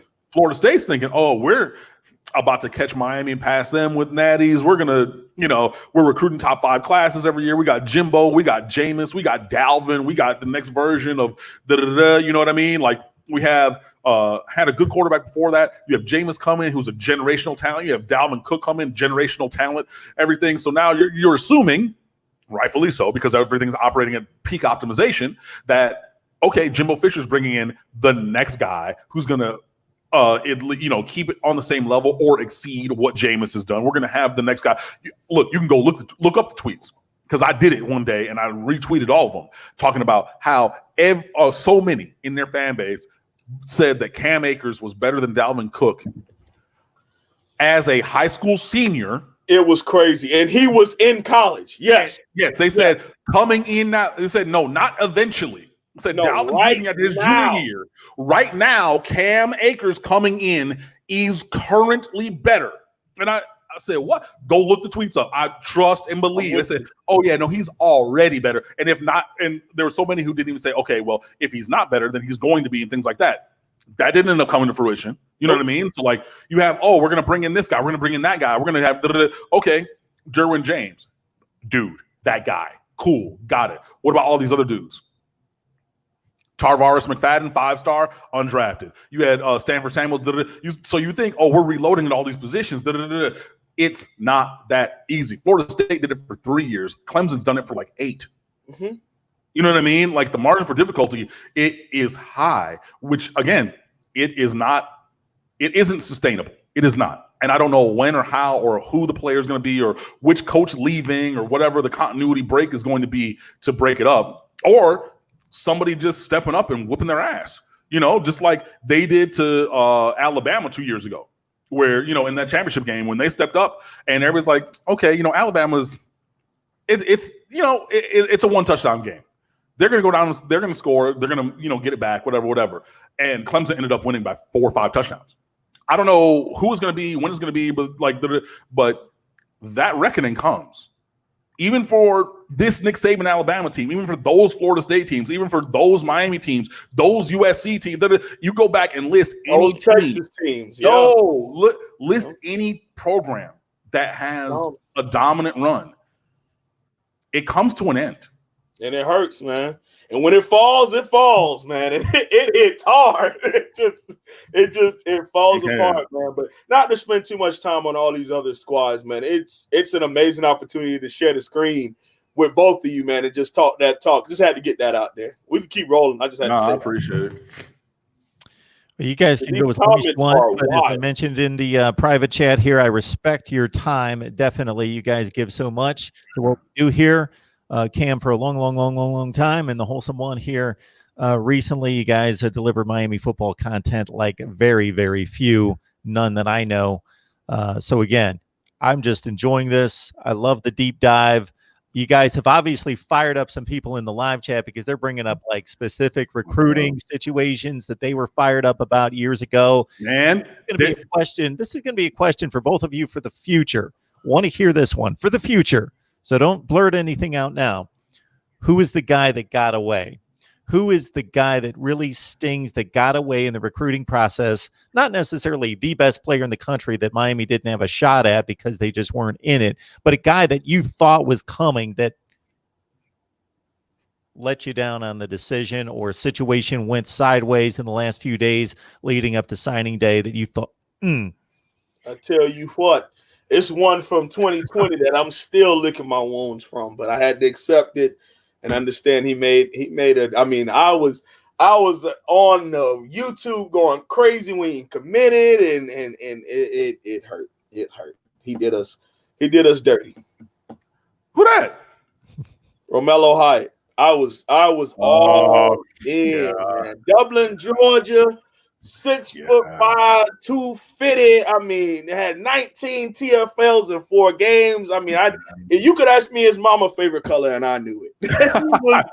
he was my guy, man, because I figured and I know the SEC stigma with a lot of players, or Big Ten stigma with a lot of, but this guy looked like an SEC outside linebacker DN coming to Miami. And I felt like we were finally turning that corner if we're recruiting guys like this. Where Georgia isn't calling, Auburn isn't calling. I mean, it was between Miami and GT. Like, oh yeah, this is it. And then one of the teams I said ended up calling, and he did us dirty. At least I want to say about 2 days before signing day. Took the secret trip and everything. It was dirty. Yeah. Dennis Wilson, I hear you. Where you're saying, Surtain, Campbell, and Job have not necessarily been the Revis Island lockdown corners that we thought. But let's also understand who they're going up against. And let's also not think that you don't want them on your team. Yeah, because you know what I mean? A lot of people, even in this video, have made Marcus put him up over and over. Rump is this, and Rump is that, and Rump the worst recruiter, and yada, yada, yada. I mean, if you think about it, he has come here to start his proven track record. He didn't have one as a position coach. No, you're right. But look, if you look at the development that we've seen from these guys, and that's the thing that everybody always falls back on. You're saying, oh, well, Rump is making draft picks out of 3 stars. Think what he could do with 4 and 5 stars then. You know what I mean? Like, you can't have it both ways. You can't say, okay, he's really great at developing, but then say, oh, well, these guys haven't developed. Well, then maybe if they were here with a proven developer, like you just said that Mike Rumpf is, then maybe, just maybe, their performance would be different. You know what I mean? So just like, it works both ways. And I'm thinking about that class because that was 2018, and he had only been here for 2 years. So, and then if you go back with guys like Brian Edwards, you're from Miramar, someone you probably know, who, unfortunately kind of flamed out at the college level when he went up to Gainesville. But he was one of those guys that I was pretty excited about, big, long corner safety hybrid type of guy who kind of spawned us late in the recruiting cycle also. Then you also got CJ Henderson, who really, committed to Miami for 2 whole years, and out of nowhere just flips on us. Those type of things happen, and one of the things that people used against in the reverse recruiting to Miami is you're going to go play for that guy, and he didn't have a track record yet. Now he has a track record. I mean, and you have that. So, I mean, yeah, okay. So some of those guys that have gotten away have not necessarily been what early on you might have liked. But yeah, maybe Rumph helps them. And also notice how we left off Devad Wilson and Tyreek Stevenson, who went to Georgia, from that conversation, because them boys balling. So I get where you're saying, okay, well, some of these guys aren't. I'm like, these other guys are. So, and then on top of that, let's now talk about who replaced those guys in these classes. Nigel Bethel, gone. You know what I mean? Like, who else? I mean, there's not many. I mean, it wasn't Blades and Ivy, because Blades and Ivy were a different year. So, like, I mean, and even if you're saying they weren't replacing, they would have been in addition to, you know, they'd have been complementary players in those classes. So, like, where's the replacement for Pat Surtain Jr. or Josh Jobe or Tyreek Stevenson or you don't have them. And that's where, again, we're talking about the quality of the class, because we just named 5 blue chip defensive backs who you didn't replace with any when you missed on them. You went and got other guys. You got other scholarship players. Right. Okay, but you didn't get another blue chip to replace that one. So then you're talking about your blue chip ratio. You're talking about the I mean, what are we talking about? Exactly. You're talking about the depth and talent at that position. So now you're making it harder for Rumph, because you're giving him ostensibly less talented guys who are not as physically gifted, whether it be height, length, speed, fluid hips, whatever, instincts, abilities, just because of their long-term tenure around the game. You know, because you have Surtain Jr., like, he grew up around the game. He grew up around the Dolphins locker room. You know what I mean? Like, come on. But so you're taking all those guys off the list, but you're not replacing them with a reasonable replacement. You know, you're not missing on a Calvin Ridley and replacing him with an Amon Richards, per se. You know, even though that wasn't necessarily the replacement, but you get what I'm saying. Yeah, I get you miss one and you plug in another one of similar caliber. You're not doing that here. So then, like, what are we? And see, I also think one of the beautiful things we saw this year was the opportunity that was given to him to have somebody in that back pocket, and then he pulls it out, and it's 6'2" Isaiah Dunson. From right. No, and you saw me say that earlier. Again, Mike Rumph is really good at getting that guy late in the cycle, because he's done one every cycle he's been here. Every single one.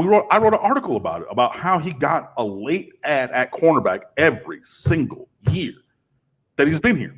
Invariably. Like, you cannot, like, I wrote it on stateoftheu.com. Go look it up. But my point is, why are we waiting to get the one there, as opposed to adding that one on top of one or two others that we already have? You know what I mean? It just, yeah, it's crazy. Got you. I don't know if did you have a question in there, Mark, that you saw you wanted to throw at us? I have a couple. We had all sorts of questions here. Mike Rumph is taking a beating, as you guys can imagine, in the chat room here. Fine. As a recruiter, yes. As a developer, no. Just in the last couple of days, Swampy McGee talking about a commit that went to Auburn in Romello. Yeah, he's talking about Romello High that I was talking about. Kind of hit on that.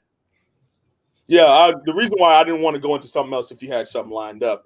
But I think this is going to spark a really nice conversation for the chat and for Cam.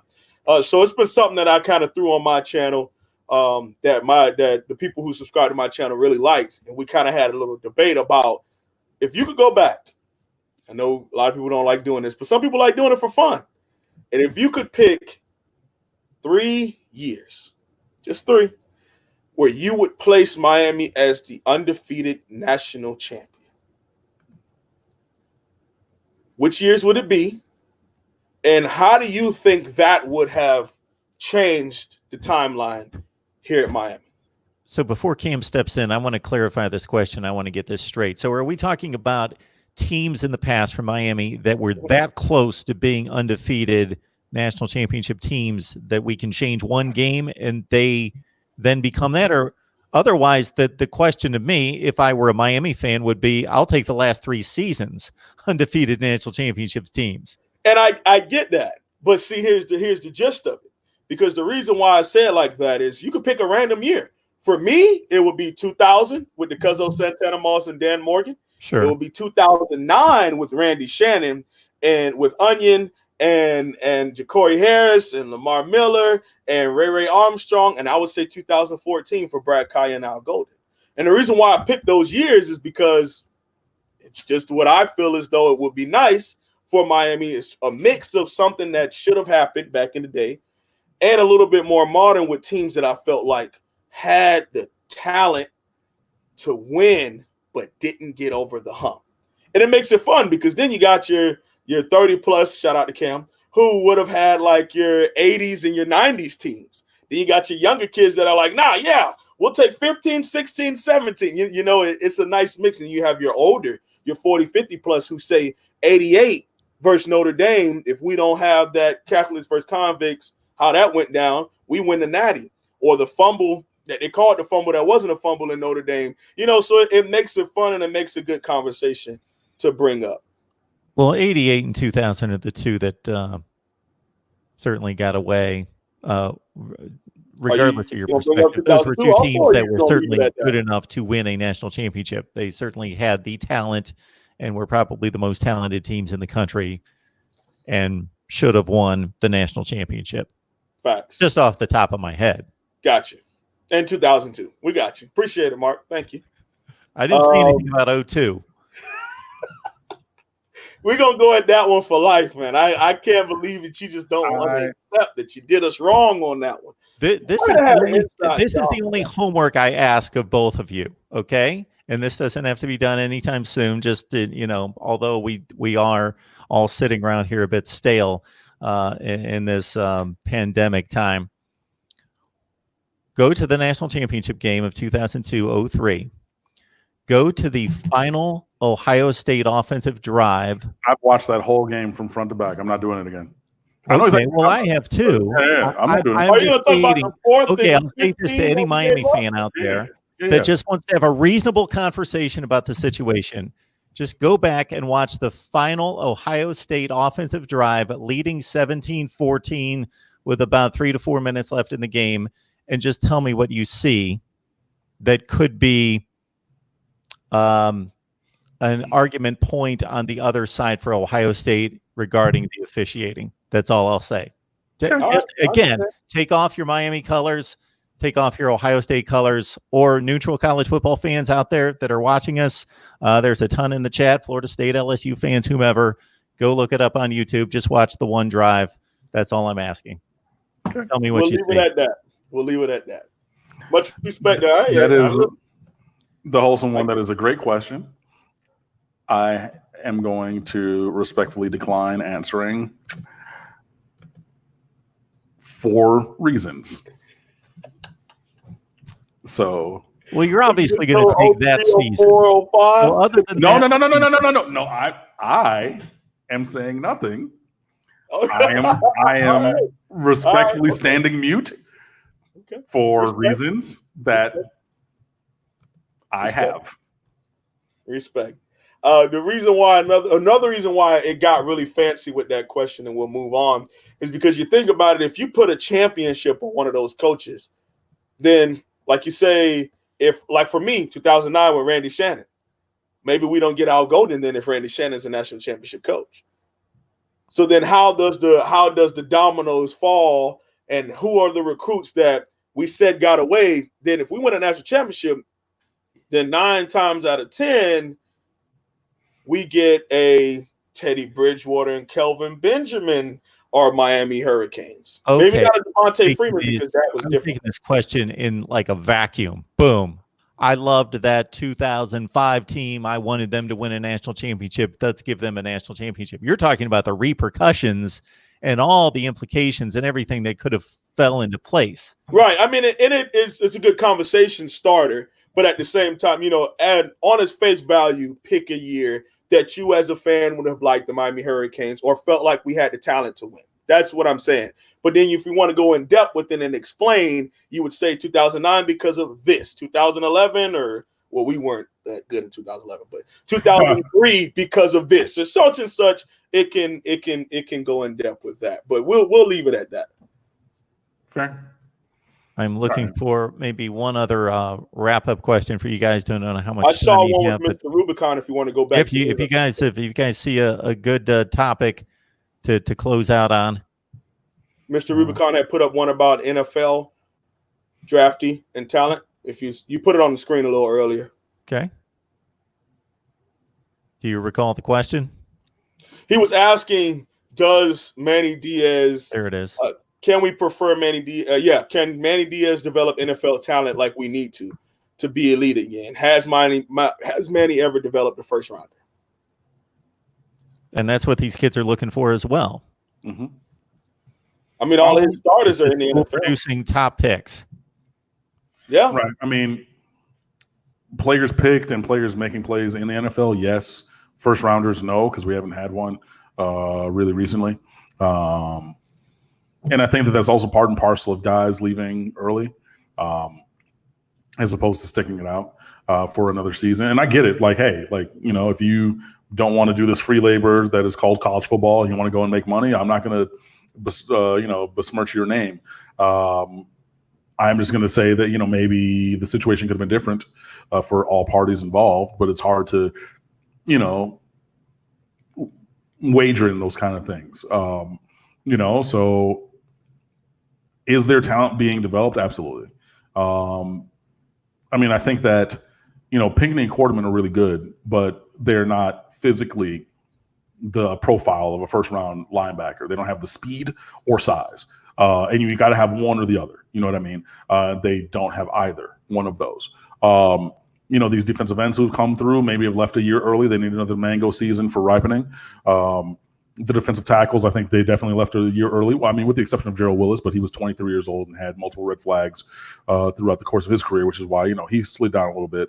The ones that I'm saying really are maybe possible coming into the future are, now are these safeties, Bubba Bolden and Amari Carter, down the line, and Avonte Williams. Those will probably be, on defense, if you're talking about really Manny Diaz developing. That's where it's going to be, because just plain and simple, the offense has not been good enough where you can even have a guy like a Philip Dorsett who wasn't super productive, but had that elite 4.23 speed, or 4.28, whatever he ran. So he was productive enough, and it's like, cool, if I'm in the late 20s to 30s in the first round, he can do the one thing I need really well, and we're going to bring him in to do that.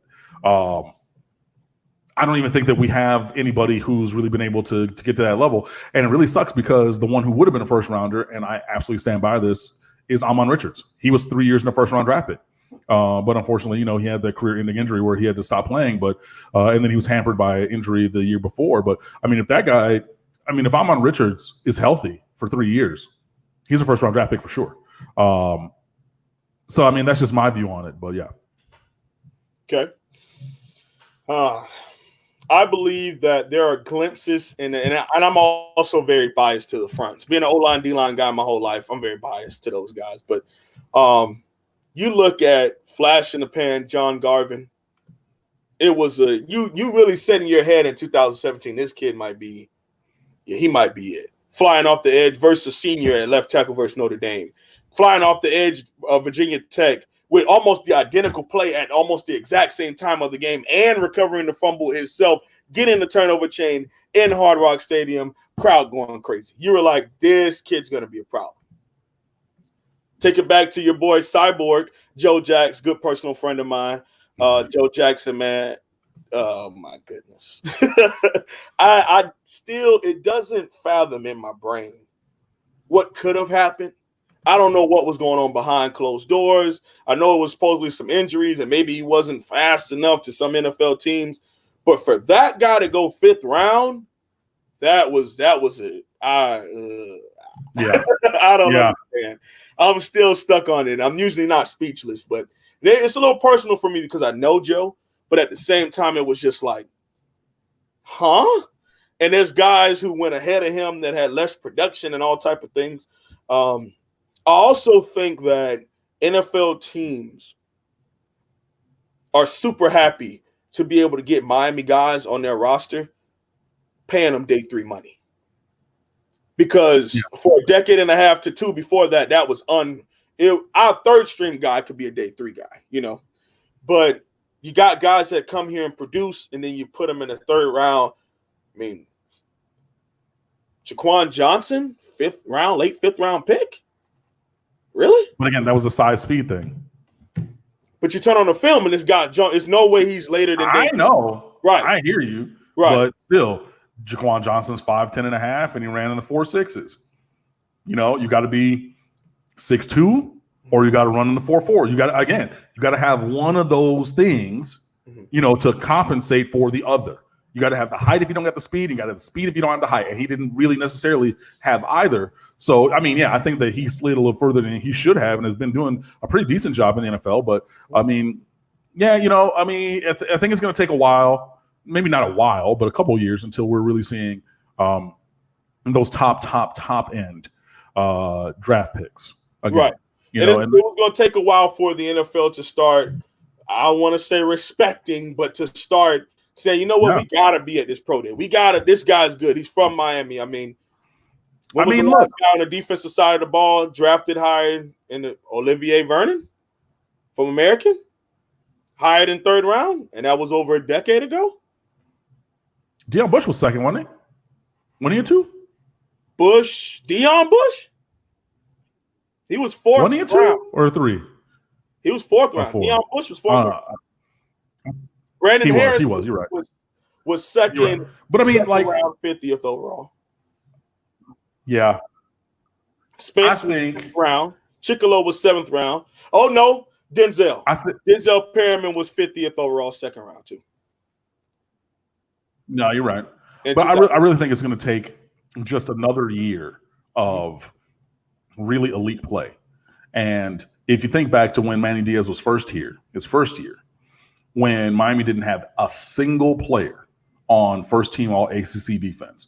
And he got on Twitter and tweeted, wow, I guess that guys just tripped over their shoelaces or the 35-yard line. We ain't make no plays where we had anybody first or second team. Cool. Or first team. He's like, okay, like, you know, I get that it is a mob mentality. I get that it is a collective defense. I get that, you know, we're swarming to the ball and everything, but like, guys got to make plays, and nobody got any kind of recognition for that. And I think that was kind of part and parcel with Miami's been pretty bad. So I get that they had this development, like you're talking about, jumping up from, you know, 80-something to 28th. Artie Burns was the first round draft pick. Good call. Artie in 2016. Yeah, there you go. Good call. But yeah, I mean, like, again, you led the league or led the nation in tackles for loss, were tied for second in sacks and everything. Just transformative defense, and nobody was on first team. You had like one guy on second team, and then or two guys. 2017, yeah, that was ridiculous. Yeah, and then Manny tweeted, he was just like, "Yeah, I guess no player is making plays." You had the same kind of a thing in 2018. You had a similar thing in 19. No, that was a 16 defense then, because it was 16, 17, 18. And he stepped up in 19, so the 2016 defense. But still, like, you're not necessarily saying, okay, well, we're really going to give, you know, it's because of Shaq Quarterman. And then it was just basically like, oh, well, the scheme is good and they try to get the tackles for loss and the guys are playing the scheme well and blah, blah, blah. It was like it's the inverse of every conversation where you say, okay, well, this guy is put in this situation to be successful. It's like, well, no, he's a singular talent and he's blah, blah, blah, blah. I was like, yeah, but you're using him in this way. Well, no. It's this guy, but it's the inverse when it's talking about Miami. It's not, no, we don't have any guys that they have to account for. It's not a John Garvin. It's not a Gerald Willis. It's not a McIntosh, Norton, whomever. It's not Joe Jackson. It's not any of these guys. It's the X's and O's on the whiteboard. It's the positions that they're being put into that are making them into these players. And it's just kind of disingenuous because at the same conversation, you're talking out of both sides of your face, whether It's about a guy who plays for Miami or a guy who plays somewhere other than Miami. And I say all of that to say that I think that it's going to take another year of really elite performance, especially from somebody like a Gregory Rousseau, along with, you know, Gervin Hall really stepping up, Amari Carter knocking people out, Bubba Bolden coming back in, covering the 2/3 of the earth that's covered in water, and the other third is covered by Bubba Bolden in center field. You know, like it's going to have to be those kind of things, and then you're going to get guys really looking to back at the University of Miami in the way that they used to, as in terms of coming into the NFL and how you can have a guy on your roster at the next level who really impact games, not just be a guy who's, you know, just there for a couple of plays. And see, I definitely agree, because the biggest thing for me is, as someone who in the front, you got to be terror. You got to be to the point where a guy circles your number and says, this guy can't wreck the game. Right. Because at Miami, you can't let it be, oh, well, maybe we can or can't pick him. You got to make it to where they are forced to pick you. One that's still a thorn in my behind is Jaquan Johnson getting second team behind that guy Derwin from Tallahassee, and he beat him in every statistical category. We even beat them head to head. We were on national TV, and this guy's making plays week in and week out. You had the one-handed pick and the forced fumble VT. You had the huge play where he's coming down in cover 3, smacking the running back against Notre Dame, and the interception versus Notre Dame. All of this is mid to late season when you're putting in your votes, and you still said the 6'3" guy must be better than the 5'10" guy. Because that choice was made before the season. Exactly. It wasn't even about anything. You turn on Florida State week 1. They weren't even good that year. But you turn them on week 1. He makes an incredible play because, again, Derwin James is an incredible player, an incredible athlete. I'm not going to take it away from him. But on the merits of what happened on the field in that year, he was not as good as was Jaquan Johnson. Periodpointblank.com. Or red line in my but that's what the voting was. Well, that's one of the issues with college football, period. I mean, red line did step up. But you know what I mean? Like, it was a perspective vote. It was right. It was like, okay, well, I mean, because look, I mean, if you're thinking about it from the fact of, like, if I'm just like looking at rosters and thinking, who can I not have beat me? You're going to say Derwin James. I mean, you're going to look at like, 6'3", 220. Yeah. But then if you look at what happened that year, you're like, wait. Actually, based upon what happened with the games that were played, you have to say Jaquan Johnson. Except for, you get a little bit of a push from here, you get a little push from there. Oh, well, he's going to be a first-round draft pick, and I don't want to be the guy who, like, rated him as second team. I'm like, but again, like, to your point, all the statistics were on Jaquan Johnson's side, every single one. And Miami was undefeated for the majority of that season, so it's not even like we were not toiling away in obscurity. We were on national television, front and center, 5 times that year, and Jaquan Johnson was making plays every single one of them weeks. But again, you had the self-fulfilling prophecy of your individual bias going into the year. You saw Derwin James make one play week 1. Okay, cool, and I wrote it off. Well, we also know, being in the sports writing and sportscasting business, is that there is a lot of groupthink that takes over. And so I see this, and Cam can back me up on this, that a lot of people just make a predetermined decision before the season starts. Say the Heisman Trophy race.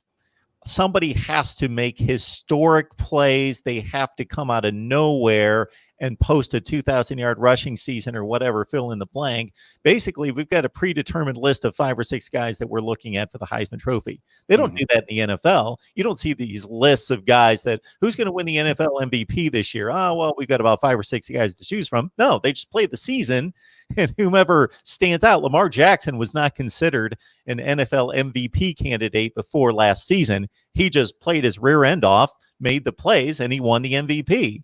There wasn't some kind of predetermined list. Like there just seems to be in college football. There's a predetermined list for everything. And like you say, when a guy, Rashawn Gary at Michigan, turned out to be a good player, was supposed to be a great player, but he was on the front of any type of discussion concerning All-America teams, all Big Ten teams, because he was Rashawn Gary and he was a 5-star coming into college football. And he played well and he was good, but he wasn't great. Fact. I mean, you look at R.J. McIntosh and you look at Carlos Wilkins, and R.J. had way more plays than him, and he went second or third. Kendrick Norton was honorable mention. Even look at Gerald Willis, who had more statistics, whether it was tackles, TFLs, and sacks, than the Clemson defensive tackles combined, and he made second team All-ACC. Well, I mean, because like those guys were all playing with each other, so we got to give them a little bump because, like, one stole some of the sacks from the other one, and like if they were swapped spots with Gerald Willis or blah blah blah, I'm like, see, but when you have to go and do all those things, it's like when I was a teacher. If I ask you a question, I know that there's a path to an answer. I know that there's I'm asking you a question for this answer. I don't need you to say, well, if I add in this and this and this to the scenario, then I said, no, that's not part of the question. Yeah. And I think that's what you're talking about here, where it's like the all ACC teams and everything should be who did the best at their position in a given season. But adding in all this other context and, outside influence or the prism from the outside saying, well, if I were to say, or, well, Gerald Willis worked by himself really, and the other players weren't as good, so I have to now bump up the Clemson guys because their numbers, because of and they didn't play as much because they were blowing guys out. So you're adding all these other things in, and I think that that's the fluid nature of all of these things, which is really just done to support your own bias that you have bringing in. And to extend on my point, if you're the North Carolina beat writer or you're the North Carolina TV guy, you're going to the game. Like I can speak from example from my experience in covering Alabama, Mississippi State for 6 years for a CBS station, that if there was a 3:30 ABC CBS game, Alabama LSU, and I'm going to that game, I got to get to the stadium an hour or two before. I've got to leave an hour or two before that. Anyway, it's a full day. Whether you're a sports writer, sportscaster, you're a full day, and you are locked in on, if you're covering North Carolina football, you're watching that North Carolina Georgia Tech game, you're writing your main story, sidebars, you're going to the post-game news conference, you're interviewing, but your day is consumed with that game. Miami played Wake Forest that day.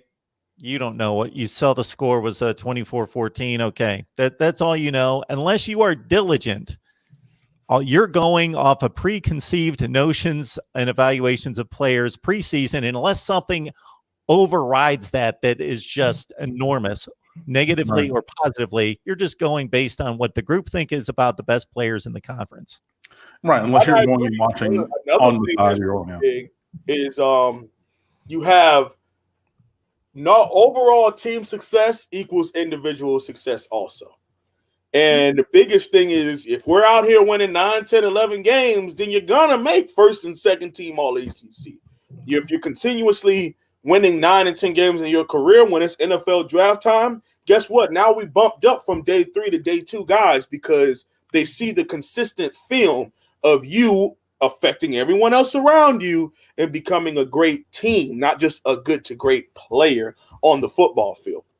Another reason I go back, 2014. There's no way in God's green earth that Nick O'Leary should have won tight end of the year because Clyde had more touchdowns and yards and less receptions than Nick O'Leary. But guess what? One was going to the national championship game or going to the playoffs to get destroyed by Oregon, one of my top 5 favorite games of all time. The other team was going to go play South Carolina in a bowl game that we lost.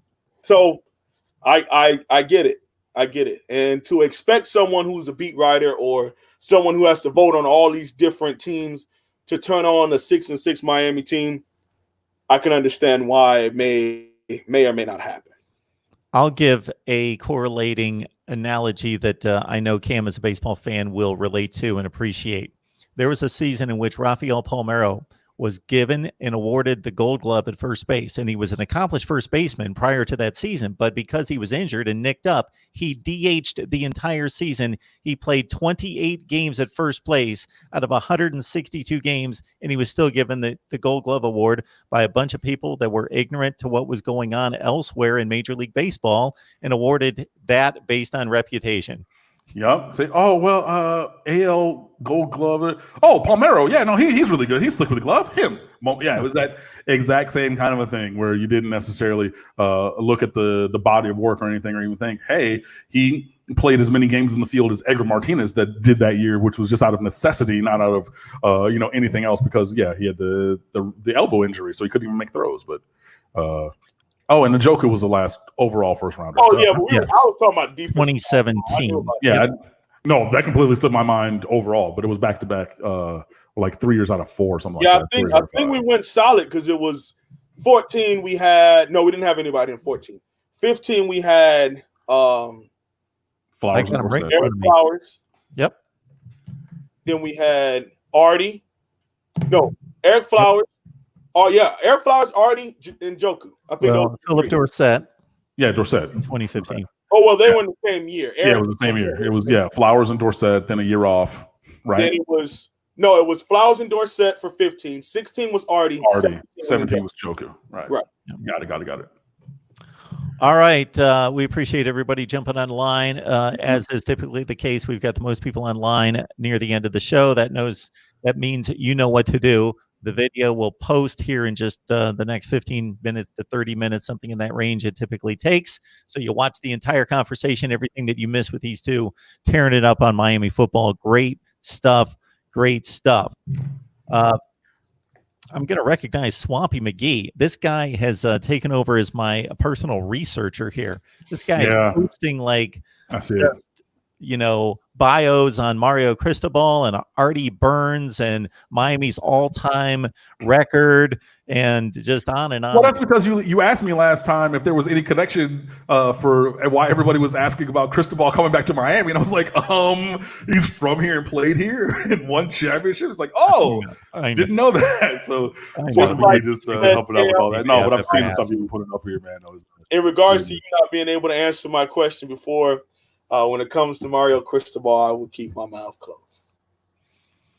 And with all the great comments in the live chat today, I will highlight the one, and I won't be able to find it there, but I wrote it down here. The OG Hemp Knight just said, "Damn, this is a great show. I got to go back and watch the whole thing." Absolutely. Hashtag rewatch squad. So everybody do that. Hashtag rewatch. Pope, hashtag rewatch squad, man. Yeah, definitely. But I appreciate y'all having me on. I know it went, Jesus, it's that time. I need to go do some things with my whatever day today is. Saturday? I don't know. Yeah, man. So Wholesome, good to see you. Mark, good to see you. I know that we've been a little bit quieter than normal on stateofview.com, but we're ramping up with some things for you now. So be sure that you follow us Twitter, Twitter, Instagram, and Facebook at The State of the U. I'm at Underwood Sports, and the website is stateofview.com. So yeah, do that. Check us out. Come be a fan with us, and we'll see you soon. And the Wholesome One, you can check out his work on YouTube. Thank you very much, Mark. Thank you for having me on. Cam, what a great experience to be on with you. It's been something that I've been maturating over 5 years to grow and get to this point. So you're good, man. Good. I'm just talking. I'm a guy with a microphone. That's it, man. So I know that people see and everything, but I'm a guy just like you. I put my pants on one leg at a time. So absolutely, it's just a blessing to be on camera with you and talk about that. Man, we both love it, man. Hey, tell your brothers to say what's up, man. Huh? Delvin and tell them I say what's up. Oh, I got you. Yeah, they're calling me now because they don't like when I say their name on camera. So I'm just ignoring their call. I mean, hey, you can put the full governments out there though. I had to because I didn't know if you would know. If I said Delvin and Telvin them, you'd be like, who? I would have known. Yeah, of course. I had to put that whole thing out there, man. Go ahead and check out the channel, guys. Just finished my Nesta Silvera's film breakdown, part 1 and part 2.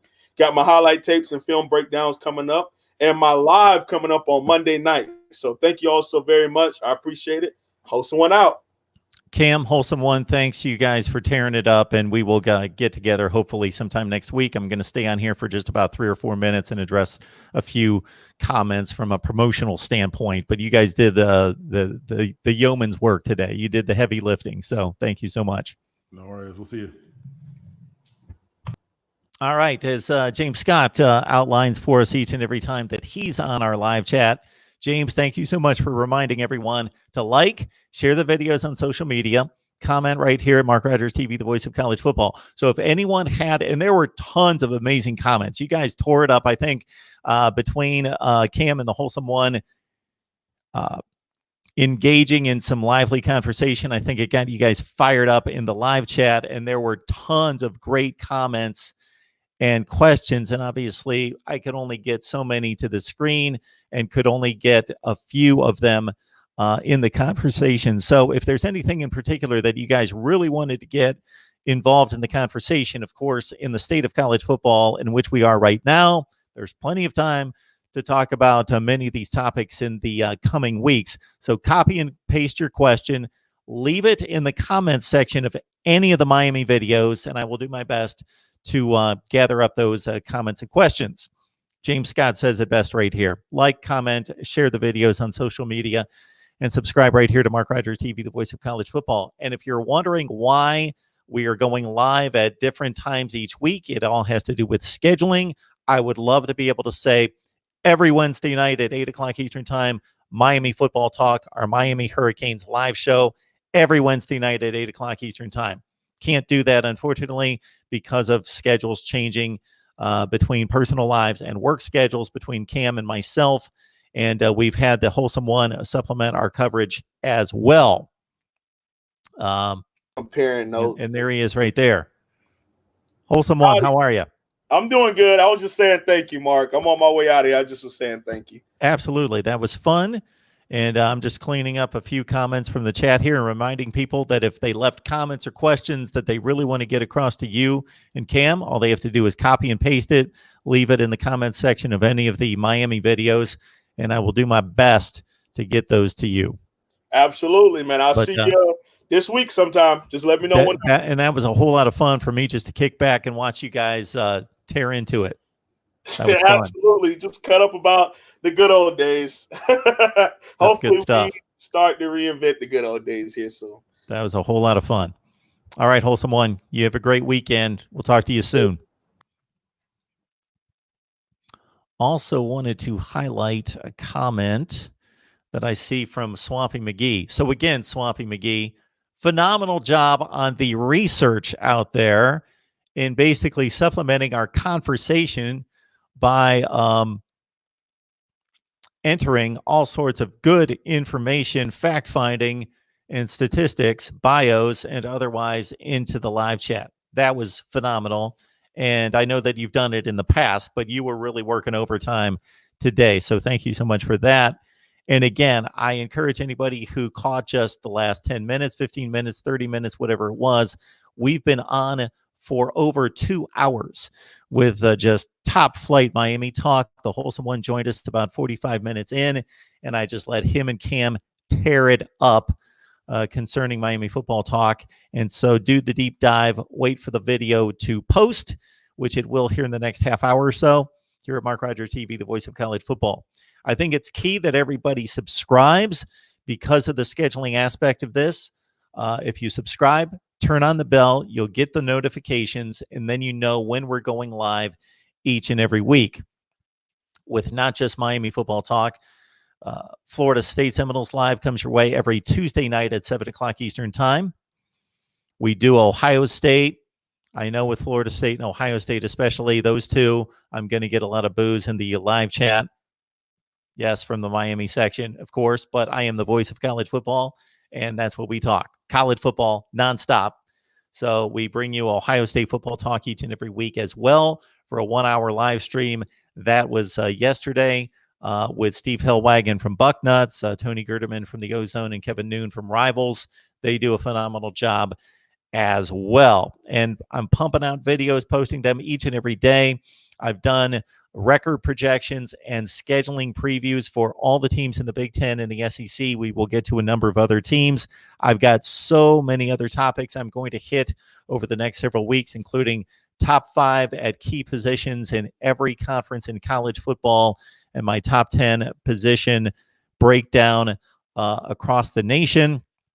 Also, we were talking about blue blood programs, great programs, elite programs that have had downtimes, meaning Nick Saban, prior to Nick Saban at Alabama, or Florida State now, or Miami now, Texas post-Mac Brown, USC post-Pete Carroll, etc.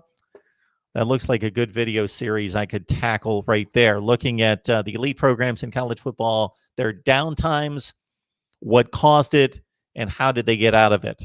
And for Miami, obviously, this has been a long, long drought of only a couple successful seasons by pretty much any measurement going back to 2003, 2004. Thanks so much for joining us. We will see you next time. My next scheduled live stream is Sunday night at 10 o'clock Eastern time. We have our call-in show coming up Sunday night at 10 o'clock Eastern time. I hope to see everybody right back here. You can call me directly to talk college football right here at Mark Rogers TV, the voice of college football. See you next time. Stay safe, be wise. Don't be full of fear or panic, but stay safe, be wise, be healthy. We'll see you next time.